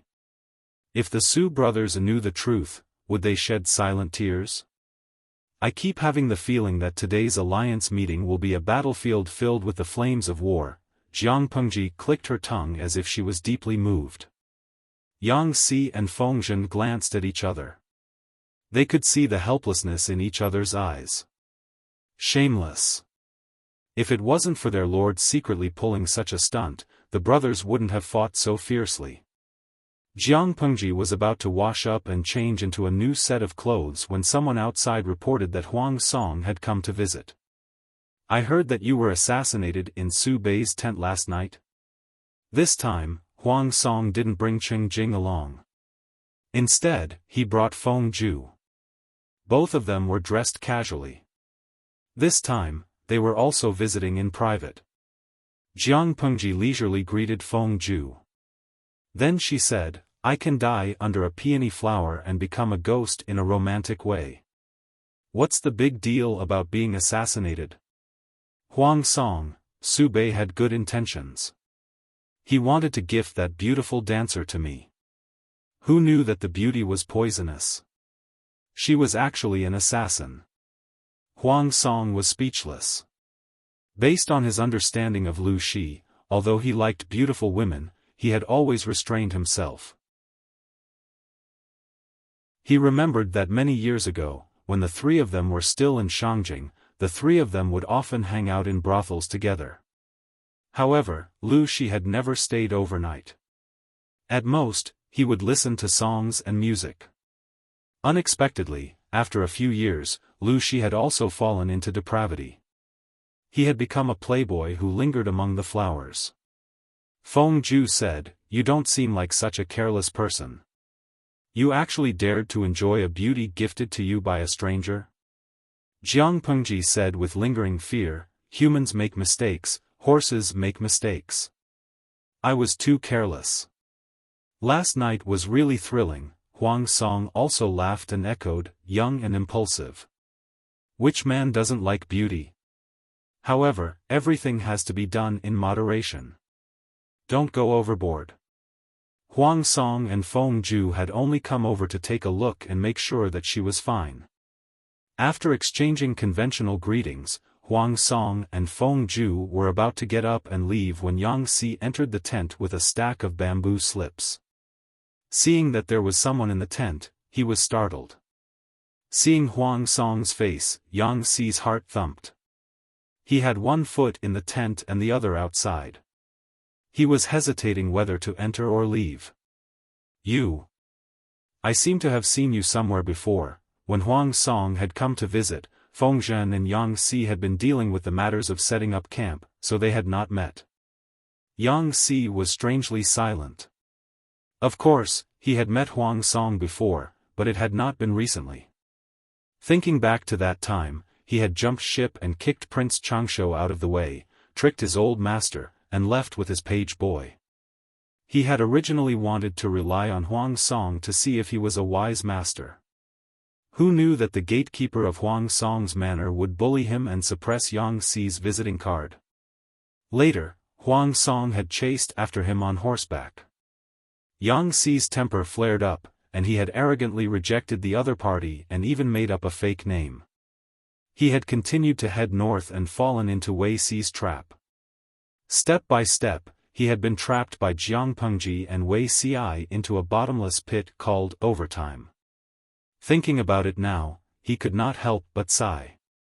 If he had directly obeyed Huang Song back then, perhaps he would not be so mentally exhausted now. At least Huang Song was much easier to fool than Jiang Pengji. Huang Song also remembered Yang Si's identity. He called out with a faint smile, Master Zhao, how have you been since we parted years ago?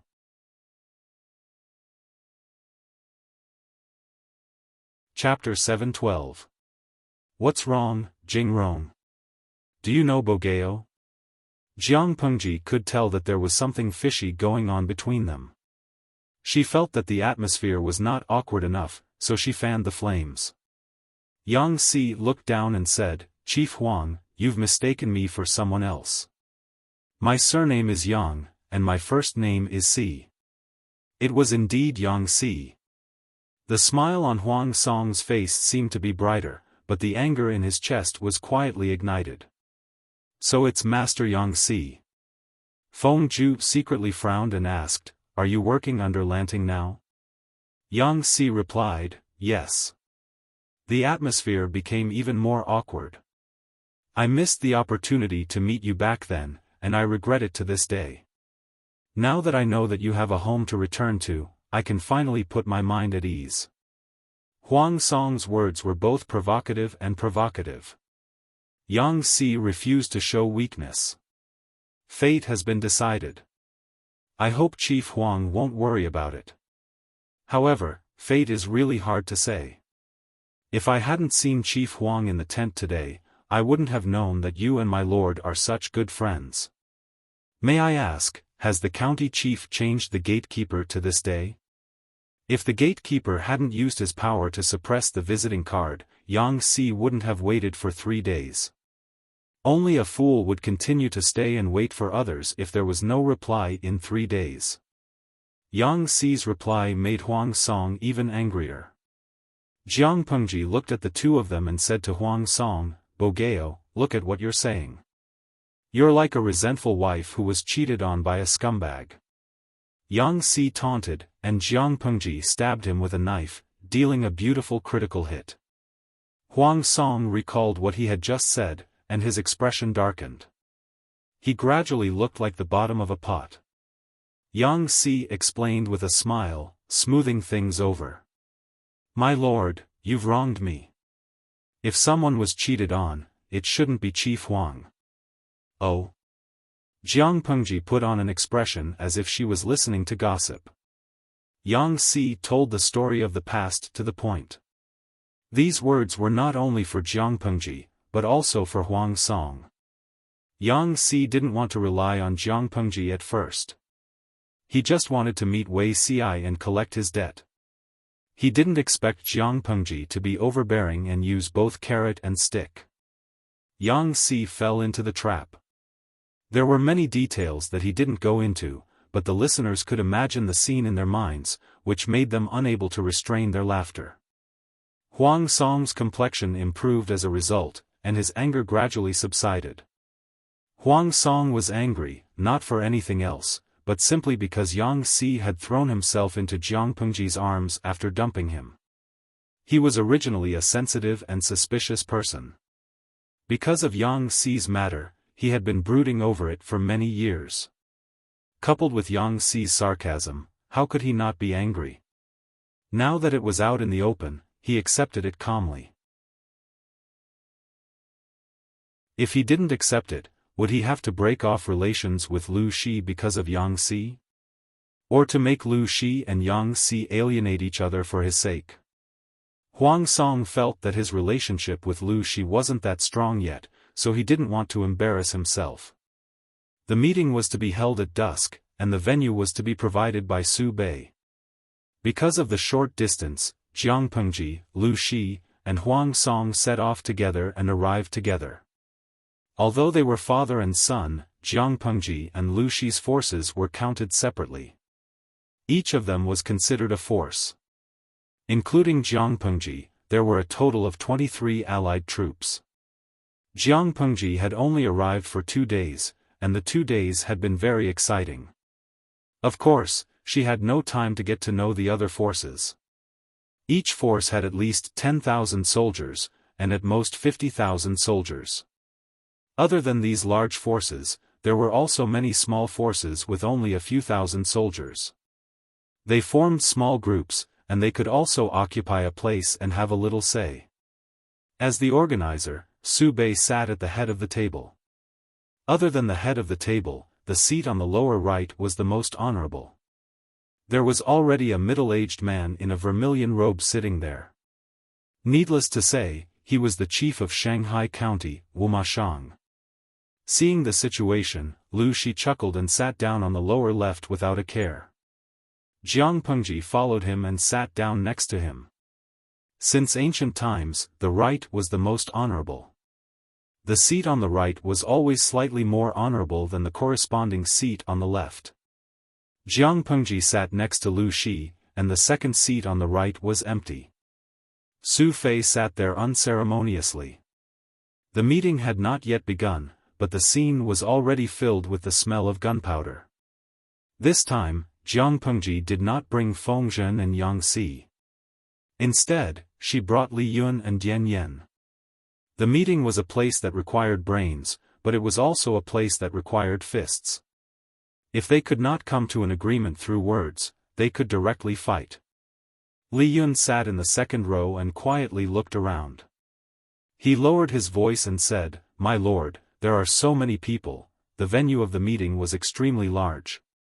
The decorations around it did not seem like a simple campsite, but more like a luxurious palace. The flat ground was covered with a layer of pure animal skin. Even if one stepped on it barefoot, one would not feel the slightest bit cold. There were several bronze lamps in the shape of Chang'e flying in the sky, court ladies washing their clothes, and 100 birds paying homage to the phoenix. The lamp oil was filled with expensive spices. After burning, it caused the air to be filled with a strange fragrance. The inside of the tent was very bright, as if it was daytime. Everything reflected one word: rich. There are indeed a lot of people. Li Yun still dared to look around, but Dian Yen sat upright and still, as if he was facing a formidable enemy. He clenched his fists and placed them on his knees. His eyes were wide open as he stared straight ahead. Dian Yen looked fierce and fierce. He had a tanned face and a muscular body. When he put on such an appearance, the people opposite him almost jumped in fright. Opposite him, Su Fei was speechless. The process of the meeting was nothing more than the following: eat, drink, watch the dance. After 3 rounds of drinking, they would talk about business. If business was settled and everyone was happy, then they would continue serving food, eating, drinking, and watching the dance. If they had good luck with the ladies, they might even be able to take 1 or 2 dancers and go back for a night of pleasure. However, news had just spread that Jiang Pengji was almost assassinated by a dancer. The feudal lords probably did not dare to risk their lives. If business could not be settled, they would either continue to quarrel or leave on bad terms. No matter what the outcome was, it had nothing to do with Jiang Pengji. She and Lu Shi were just there to be bystanders. When the live stream started, 150,000 viewers instantly flooded in. 1,000 deaths are not like a moonlight. What's the situation now? It feels like the meeting is very leisurely. Yesterday was a banquet, and today is still a banquet? Kneeling for monthly tickets, that's not right. There are so many people today. Their attractiveness levels are different. I'd better continue sucking up to little brother Li Yun. Kneeling for recommendation tickets. Surprise, the streamers summoned beasts today are not Feng Zhen or Yang Si. What's the point of not bringing along long-range sorcerers? Popular all over the world doll, although she didn't bring along the sorcerers, the streamer brought along 2 violent combat types. Jiang Pengji was speechless. Why did it feel like the style of all the bullet screens had changed after not starting the live stream for a few hours? Unbeknownst to her, there was a studio in the live stream that had imitated other games and made a mobile game for entertainment. Simply put, it was a game where players created characters, chose different lords, and summoned various pets, subordinates. This game studio even imitated a certain mobile game and gave each subordinate different qualities and combat numbers.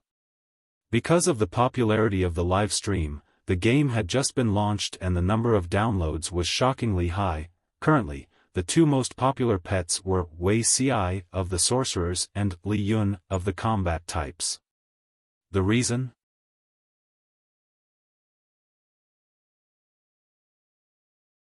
Chapter 713. Knowing this, Jiang Pengji could only sigh. They were indeed people who knew how to do business. Host V, help me talk to the game company. If they use our characters to make money, they should at least give us some benefits. For a moment, the entire live broadcast room was filled with ha bullet screens, and some people even went to Weibo to comment on that studio. Jiang Pengji chatted passionately with the audience to kill time. The alliance meeting had already begun. As the host, Su Pei gave an impassioned opening speech, stirring up the emotions of the 23 feudal vassals and other idle fish. He encouraged everyone to work together to resist the enemy and expel the traitors. Even if it was a dry and uninteresting speech, when used by Su Bei, he could still make it sound like a deluge of heavenly flowers. Everyone could not help but sigh with admiration at his grasp of rhythm. He was truly a master of rhythm. Everyone responded one after another. They did not swear, but they unanimously expressed their indignation towards Prince Changsho. Jiang Pengji had just finished chatting with the audience when she realized that everyone around her was crusading against Prince Changsho. This made her frown slightly. The alliance meeting to rescue the emperor is not a battle meeting. What's the use of these people scolding Prince Changsho? She shook her head in amusement. Lu Shi, who was nearby, also had a faint smile on his face. He secretly passed her a plate of dried fruits for her to munch on as a snack. Lu Shi couldn't help but laugh. Just watch, don't speak. The spectators should have the qualities of a spectator. They should just watch and not say anything, and let them argue all they want. Su Bei surveyed the crowd and was extremely satisfied with the rhythm of the battle. However, when his gaze swept over the father and son pair, the corner of his eye twitched strangely. Just as the nature of the alliance meeting was about to change, a clear voice attracted everyone's attention. The person who spoke was Jiang Pengji's old friend, Huang Song. Everyone, please listen to me. Huang Song had brought 15,000 soldiers and he was a county governor, so his seat among the 23 vassal factions was very close to the front. He stood up from his seat and bowed with cupped fists. Traitors naturally have to be dealt with, but traitors are cunning. Seeing that the alliance has the advantage in numbers, they have been entrenched in their defenses for the past few days.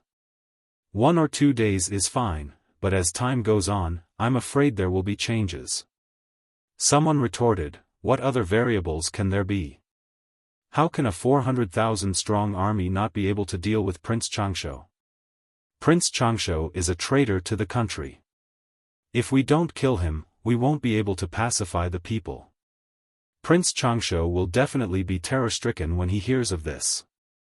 Why should we be afraid of him? Su Bei raised his hand to suppress the other voices.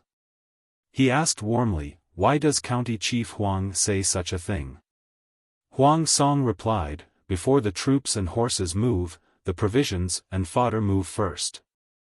All of you have led your elites into battle, and this is where the alliance meeting will be held. Do you have enough rations? How long could the provisions last?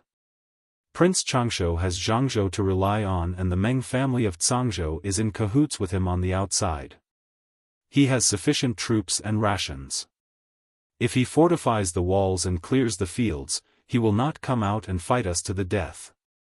How long do you think we can last? Since Prince Changsho had the Mengs as his ally, he could afford to drag things out, but the alliance could not.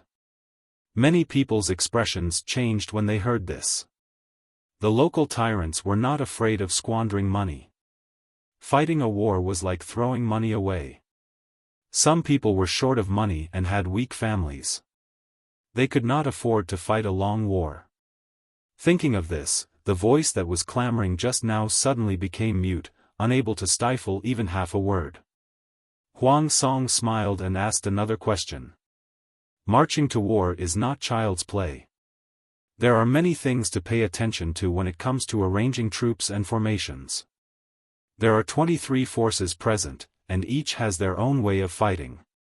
If we face off against Prince Changsho's army, will we fight on our own, or will we work together? Of course, we will work together and coordinate with each other. If we fight on our own, even if we have 400,000 strong troops, we will still be scattered like sand. Prince Changshu only needs to find the weakest point of the formation and he can easily break it. Even if the god of war comes, he will be powerless when faced with such scattered sand. At that moment, someone responded to Huang Song. The person who spoke had a gentle and unique voice that was extremely recognizable. Unlike the boldness of the northerners, it was a gentle and affectionate voice that was unique to the south. Jiang Pengji raised her head when she heard this. The corners of her lips curled into a slight smile. She looked, it was someone she knew. Everyone looked in the direction of the voice and saw a man in plain clothes sitting in the corner. He was dressed rather shabbily, but he had a very noble temperament. The other party sensed Jiang Pengji's gaze and nodded slightly, returning a smile. Jiang Pengji also greeted him through the air. That person was none other than An Shui, the one who had helped her quickly recover Qingde County, and Duoshi. An Shui had set off a few days earlier than Jiang Pengji. Because he was a nobody and mostly had miscellaneous troops, he could not be considered an official feudal power. Although he was looked down upon, An Shui was not angry. As long as he had a seat at the alliance meeting, he did not ask for much else. Huang Song did not know An Shui, but An Shui's answer was good, allowing him to smoothly elicit the next part of the conversation. Just like what the gentleman said just now, if there is no unified command, the 400,000 allied troops will be scattered like sand. They will be a motley crew in Prince Changshu's eyes. So what if they have a large number of troops? They are not worth fearing at all. He only needs to use the delay tactic to make the allied troops fall apart and return with their tails between their legs. Huang Song straightened his expression and said solemnly, "Does everyone think that what I said makes sense?" Everyone had a guilty conscience. A few of the big shots looked deep in thought. The father and son of the Liu family were still watching the show. What sense does it make? Someone disagreed. Everyone looked and saw that the person who spoke was a burly old general. Looking at his face, this person was rather stubborn. The youngsters who stand out today will only boost the morale of others and diminish their own prestige. The allied troops have 400,000 men and horses. How can they not deal with a mere thief? Let's not talk about anything else. If I were to go out, I would definitely chop off the thief's head and use it as a teacup. Huang Song did not like to reason with stubborn people because the other party would not listen. It did not matter how much he said. A thief is a thief, but we cannot look down on him just because he is a thief. You are an old general and I respect you, but I will not agree with what you said just now. Prince Changshu has 100,000 elite troops. The Meng family of Tsang Prefecture used their military seal to mobilize 50,000 to help. Among them, there are also 10,000 cavalry. The troops are strong and their horses are strong. They have ample provisions. On the other hand, our allied troops claim to have 400,000 strong soldiers, but how many true elites do we have? The old general wanted to say something but was pushed back by the people beside him. He could only flush with anger. In a public event like the alliance meeting, he was actually humiliated by a junior, a descendant of a eunuch. How could he not be angry? Su Bei lowered his eyes and continued Huang Song's words. Chief Huang's words are naturally reasonable. What brilliant plan do you have? Huang Song paused and finally revealed his plan. The only way is to elect an alliance leader to lead the allied troops. When Su Bei heard this, the corners of his lips curled up. Huang Song's words were exactly what he wanted. He was about to ask in detail when a fool jumped out of nowhere and suggested, elect an alliance leader? This is a good plan. This way, we can unify the distribution of military supplies and let the allied troops be united. We can advance and retreat together. Only then can we contend against the thieves.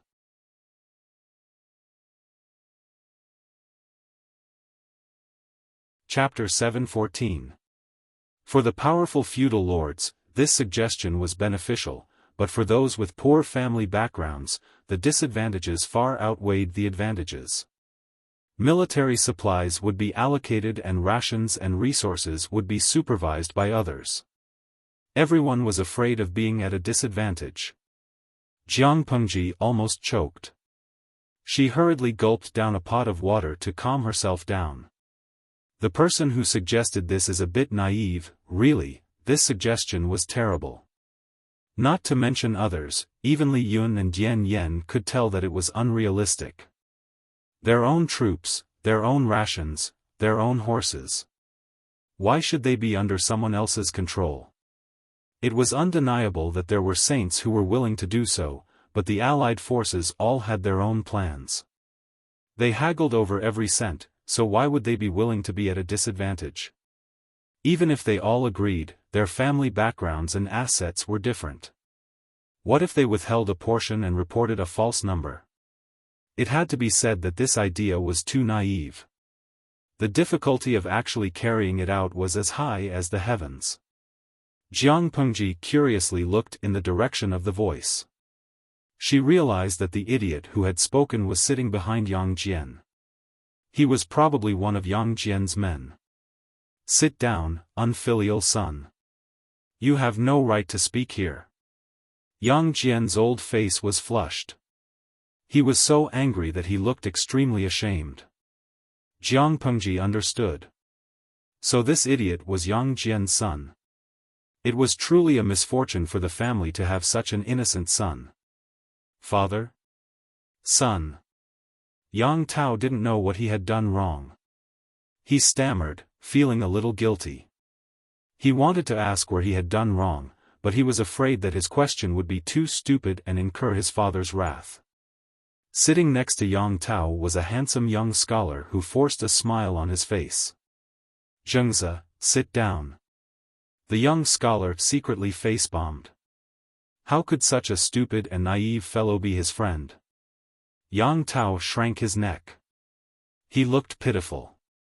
Under the attacks of both his father and his best friend, he sat down pitifully. Jiang Pengji held back her laughter. So you are Yang Jian's son. What an interesting person. Lu Shi nonchalantly agreed. His gaze lingered on Yang Tao for a while, as if he was observing something. He slightly lowered his eyes. His gaze was somewhat complicated. Although he looks a little simple-minded, he is not simple. His future is limitless. Jiang Pengji looked at Lu Shi in surprise, then at Yang Tao. She laughed and teased. Simple-minded indeed. As for not simple. Forgive my poor judgment, but I really can't tell. This person looks like a clean sheet of paper. One can see through him at a glance. It is rare. I thought that Commandant Yang's son would also be a brave young general, but now that I've seen him, he's completely different from what I imagined. Instead, he looks more like the foolish son of a landlord. Lu Shi laughed. Perhaps the foolish have their own fortune. The father and son talked in a low voice, which was incompatible with the surrounding atmosphere. Yang Jian had already been isolated by the alliance, and now that his son had caused such a ruckus, he felt like he had lost all face. He's just a child who doesn't know any better. He's just babbling nonsense. Don't take it to heart. Yang Jian's smile was very forced. Even his carefully groomed beard could not hide his awkwardness. In his mind, he had already given his son a few beatings. The atmosphere was slightly tense. Su Bei smiled as he tried to smooth things over, bringing the topic back to the main topic. He didn't keep them in suspense. He hurriedly explained his plan to prevent another simple-minded person from popping up. According to Huang Song's plan, the armies of the 23 powers would still be managed by themselves. They would still be self-sufficient in terms of military expenses. According to Huang Song's plan, the armies of the 23 powers would still be managed by themselves. They would still be self-sufficient in terms of military expenses. However, once the alliance leader issued an order, they would have to prioritize the alliance. They would have to cooperate in attack or defense. Selfish motives were not allowed. The alliance leader had a certain amount of authority over them, but he would not interfere with their internal affairs. He would not require them to pay extra. Compared to Yang Tao's idea, everyone preferred Huang Song's. They were willing to lend out their troops and cooperate in battle, but they couldn't hand over military authority to outsiders. For example, if the alliance leader had selfish motives and purposely preserved the strength of his own army, then turned around and pushed the other powers to the front lines, what should they do? They didn't want to measure the heart of a gentleman with the yardstick of a villain, but they had to be wary of others. The 23 powers present were all connected. Who could guarantee that there were no grudges between them? Huang Song's suggestion was exactly what they wanted. It could unify the alliance and prevent it from disintegrating. It also dispelled their worries. Su Pei said, "This is a good plan. What do you all think?" There were almost no objections. It was considered a unanimous decision. Now, the highlight of the show was here. Who would be the alliance leader? Everyone looked at each other. No one wanted to be the first to stand out. They silently waited for others to recommend them.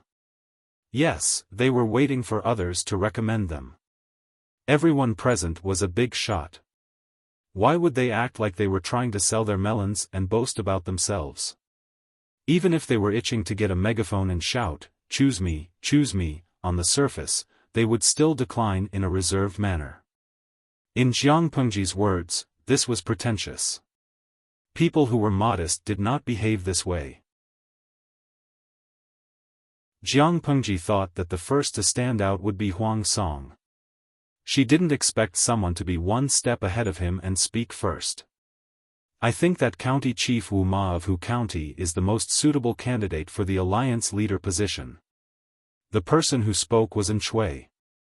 When he spoke, Su Pei and Su Fei's expressions turned ugly. Shui continued, "County Chief Wu Ma is a relative of the royal family. In terms of seniority, he is the uncle of the current emperor. He has great prestige and a strong military force. I think that if County Chief Wu Ma is the alliance leader and the alliance army conquers Prince Changshu, saving the emperor and the people, it will be even more justifiable." Wu Ma Shang sat on the right side of the seat. From beginning to end, he looked like he was daydreaming. His entire image did not fit in with the crowd. Shui had pushed him into the battle for the alliance leader position. Jiang Pengji didn't know if it was Shui's idea or County Chief Wu Ma's. Jiang Pengji looked over and was more inclined to County Chief Wu Ma's idea. It looked like he was quite ambitious. She grabbed a handful of dried fruits and stuffed them into her mouth, eating them with relish. It tasted even better with this good show. That's not right. In my opinion, County Chief Wu Ma is not the best candidate. Qing Jing, who was behind Huang Song, stood up from his seat. The moment he opened his mouth, he attracted everyone's attention. Hearing Qing Jing's voice, Wu Ma Shang, who had been silent all this time, turned his eyes and looked at Qing Jing. "Who are you?" Qing Jing's personality was not one to flaunt. He calmly said, "I am Qing Jing of Langjia, a nobody." If it were Feng Zhen, he would definitely retort, "I am Master Yuanjing's first disciple." In a place like Dongqing, Master Yuanjing was a living signboard.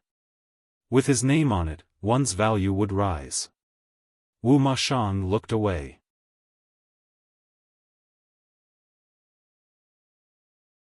Chapter 7:15. The way he spoke was also known as the aristocratic accent. It was elegant and tactful, with a hint of a different kind of elegance. Many people deliberately pursued such a way of speaking in order to be cultured. Although this tone sounded elegant and beautiful, it sounded distant and disdainful under different circumstances. The meaning behind Wu Ma Shang's words clearly belonged to the latter. Huang Song glared angrily at Wu Ma Shang. He had actually dared to humiliate Qing Jing in front of him. Did this person really think that being a member of the imperial family was so great? Just as he was about to open his mouth to regain his dignity, he heard Jiang Pengji's half-smiling voice. It was a familiar voice with a tone that made one's skin crawl. As it turned out, when Wu Ma Xian was criticizing Qing Jing, Jiang Pengji turned her head and asked her father a question in the same tone of a gentry. "Father, I've heard that Master Yuanjing's disciples are all talents that the feudal vassals want to rope in. They are very popular. Now that I've seen it, I feel that this rumor cannot be completely trusted. If that wasn't the case, how could senior brother Qing Jing have been slapped in the face? After all, he was Master Yuanjing's first disciple. He shouldn't be so down, right? Or, is Master Yuanjing not as good as he used to be? Wu Ma Shang, what? Whose first disciple?" Qing Jing glanced at Jiang Pengji, his expression calm as usual.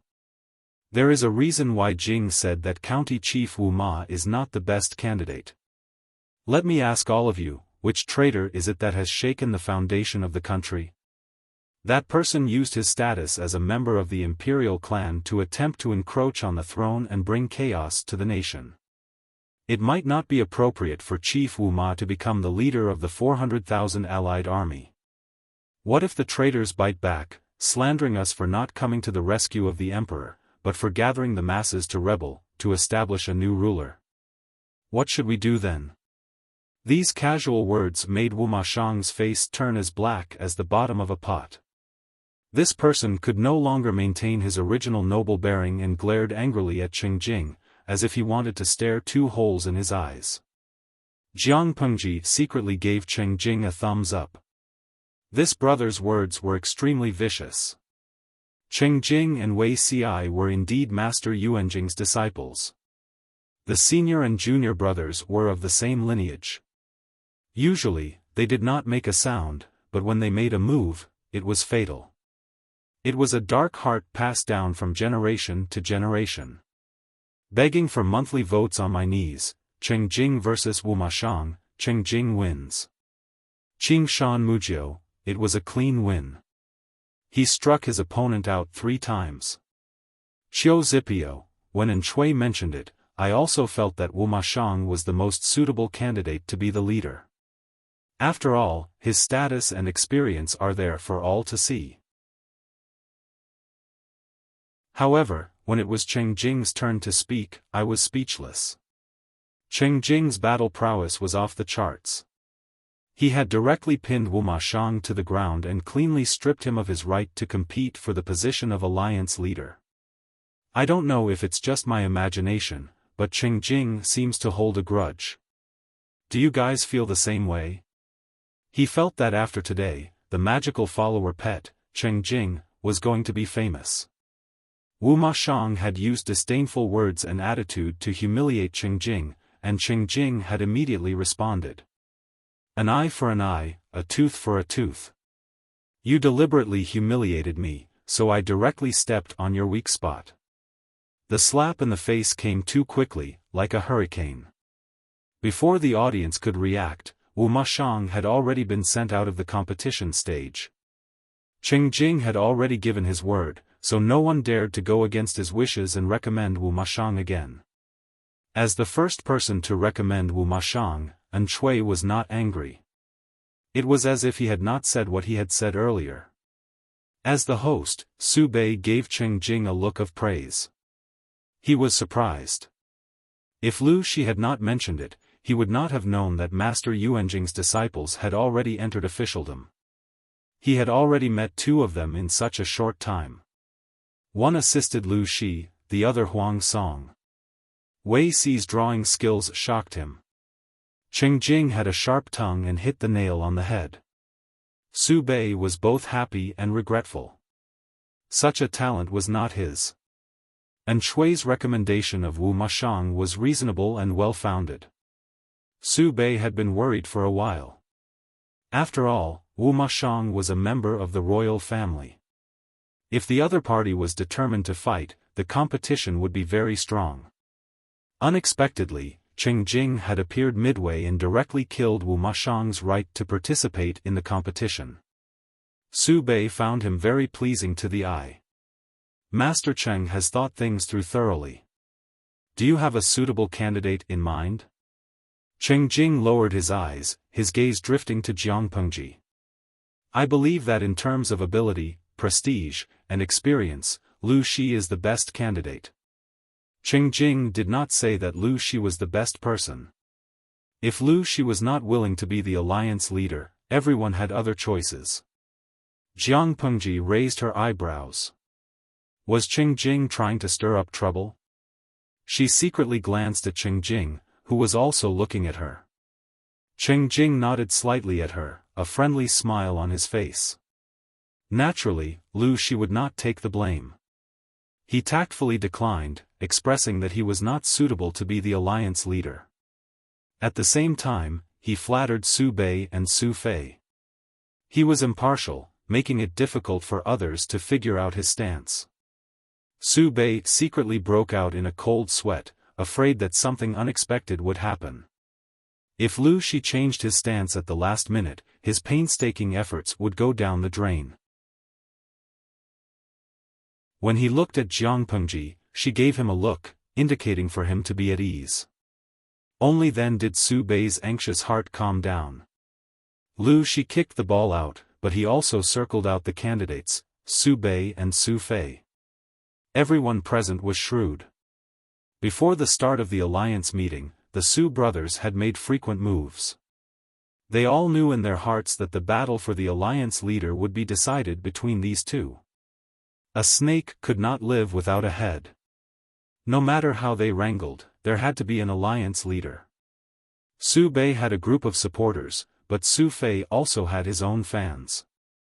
Jiang Pengji and Lu Shi watched the show. The father and daughter worked together to finish 4 plates of dried fruits. There was only 1 plate on each table. After they finished their portion, they even took Li Yun and Dian Yan's portions. I'm thirsty from all the food. We've wrangled for more than 2 hours. It's just a trivial matter, yet we've been arguing for so long. Lu Shi smiled faintly and lowered his voice. It's a matter of interests and disputes. It's always a long process. That was why he did not care for the alliance leader position. It was just an empty title. What was the point of wasting so much effort? Excluding Lu Shi and Lu Shi, Su Fei had received slightly more support than Su Bei. Unfortunately, Su Bei had already gained Jiang Pengji's friendship the day before. With the Lu family's father and son joining the alliance, Su Bei had a clear advantage over Jiang Pengji and became the alliance leader. Even though he was prepared, when the dust settled, Su Bei still could not suppress the excitement in his heart. On the other hand, Su Fei's expression darkened. If it wasn't for Su Bei's deceit, scheming against him, and pulling away the support of the Lu father and son, the alliance leader position would have been his. The alliance leader was successfully chosen. Everyone happily ate, drank, and enjoyed the dance of the dancers. The atmosphere was joyous. On the surface, it seemed that everything was on track. Everyone was full of confidence in the crusade against Prince Changshu and the reorganization of the imperial court. The road before them was smooth and the future was bright. Inside the tent, there was an endless stream of music. Graceful beauties swayed their graceful bodies. Watching them made one's eyes go wide and their limbs stiffen. Such an atmosphere was too lively. Regardless of whether one could drink or not, they all drank a little.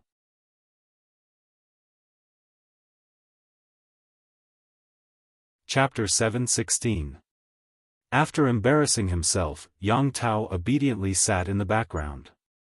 Looking at the wine on the table, the alcohol in his stomach began to stir. Xiao Yang, just let me drink a little. Just 1 cup? Not even a drop. The young scholar glanced at him coldly. Yang Tao tensed up. Your old wounds haven't healed and you still want to drink?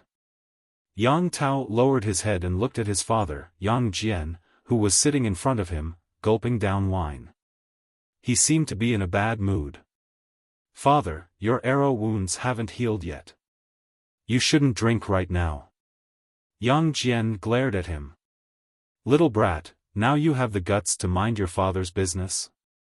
Yang Tao was speechless. His heart had been stabbed twice by his best friend and father.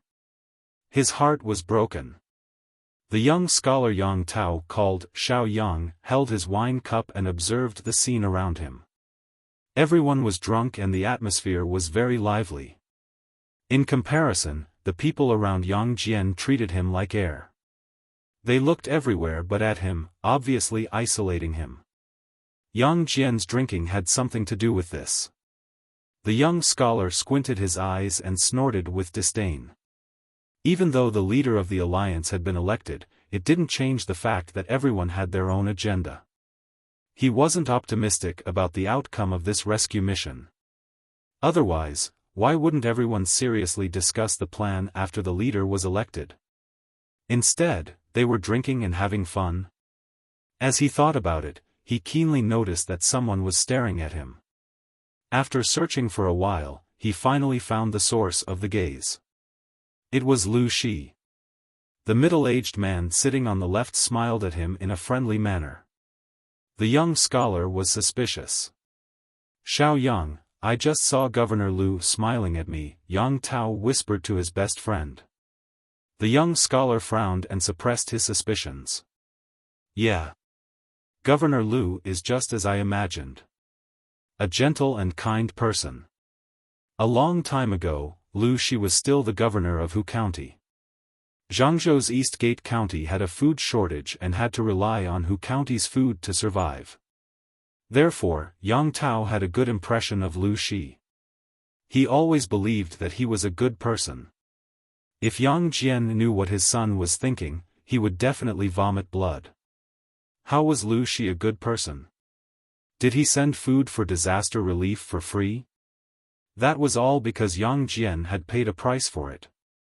Lu Shi, that unscrupulous businessman, had squeezed him dry in secret. How could he be considered a good person? The young man beside Lu Prefecture's magistrate is Lu Shi, the one who asked father for help. He looks alright, but his bones aren't too strong. Not strong enough? When Yang Jian heard his son's words, he almost spat out the wine in his mouth. If Lu Shi could not be considered healthy, then what kind of person could be considered healthy? Learn from other people's wisdom.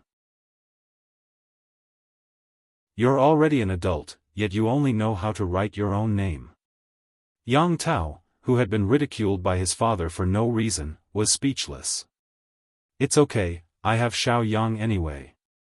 Yang Tao admitted that he wasn't good at studying, and his brain wasn't good at scheming, but it was fine as long as his close friend was good at it.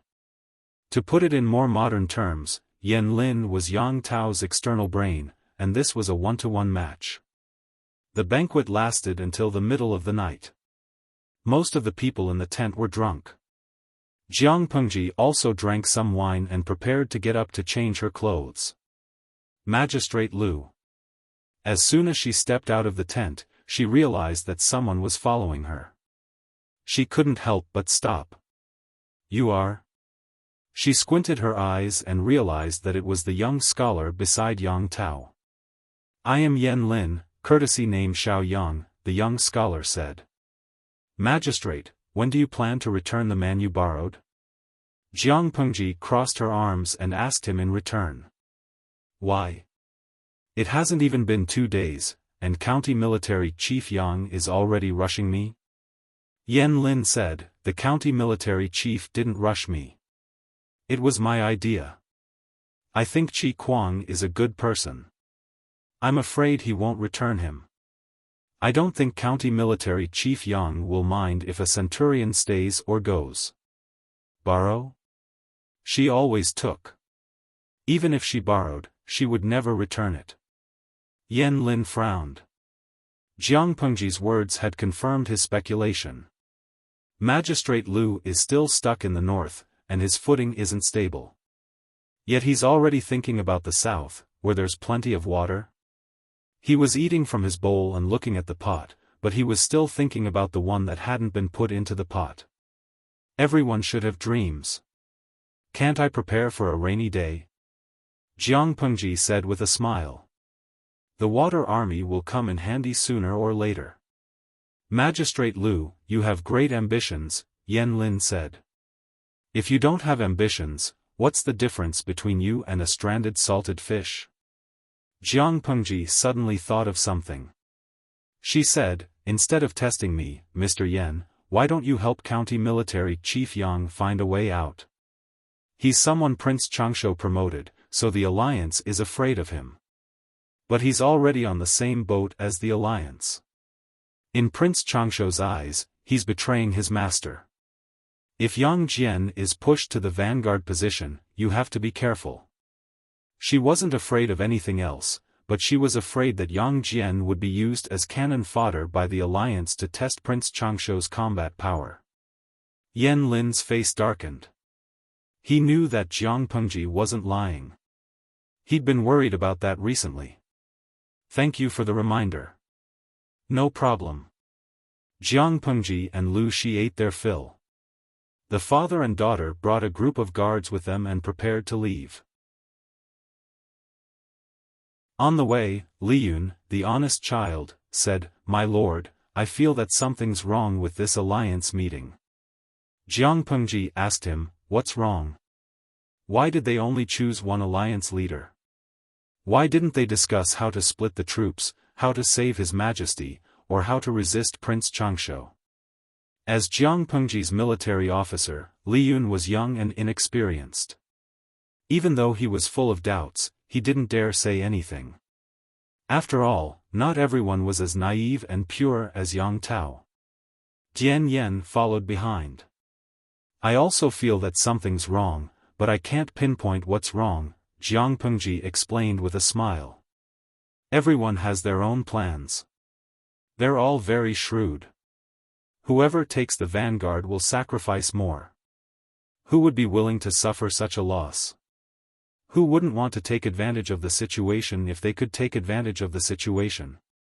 Who wouldn't want to take advantage of the situation without putting in any effort? Now let's see who can't hold back and bring up the matter of sending troops first. If no one brings it up, I'm afraid it'll drag on for a few more days. Li Yun was dumbfounded. In his imagination, the forces of the alliance meeting were all brave and good at fighting. They would fight to the death with Prince Changsho no matter what. At the banquet just now, he also heard many people denouncing Prince Changsho. They scolded him to their heart's content, wishing they could dig up his ancestors' graves. But in reality? One by one, they shouted slogans and fought to be at the back. Jiang Pengji smiled faintly and concluded, so you see, the outcome of this alliance meeting won't be good. Then, my lord, what should we do? Li Yun asked. Jiang Pengji said, your lord is here to take a look. I'm not here to fight to the death. Let's just go with the flow. Li Yun was silent for a while. He said, it's a pity that Officer Meng. He's been working hard these days. Meng Han was so busy that he couldn't be seen. Apart from eating and sleeping, he spent the rest of his time training his troops or practicing martial arts. Even the bystanders would feel exhausted for him when they saw how desperate he was. You're tuning in to the Xiaofan's Wuxia Tales YouTube channel. Don't forget to subscribe and join us on this journey to catch the most captivating stories.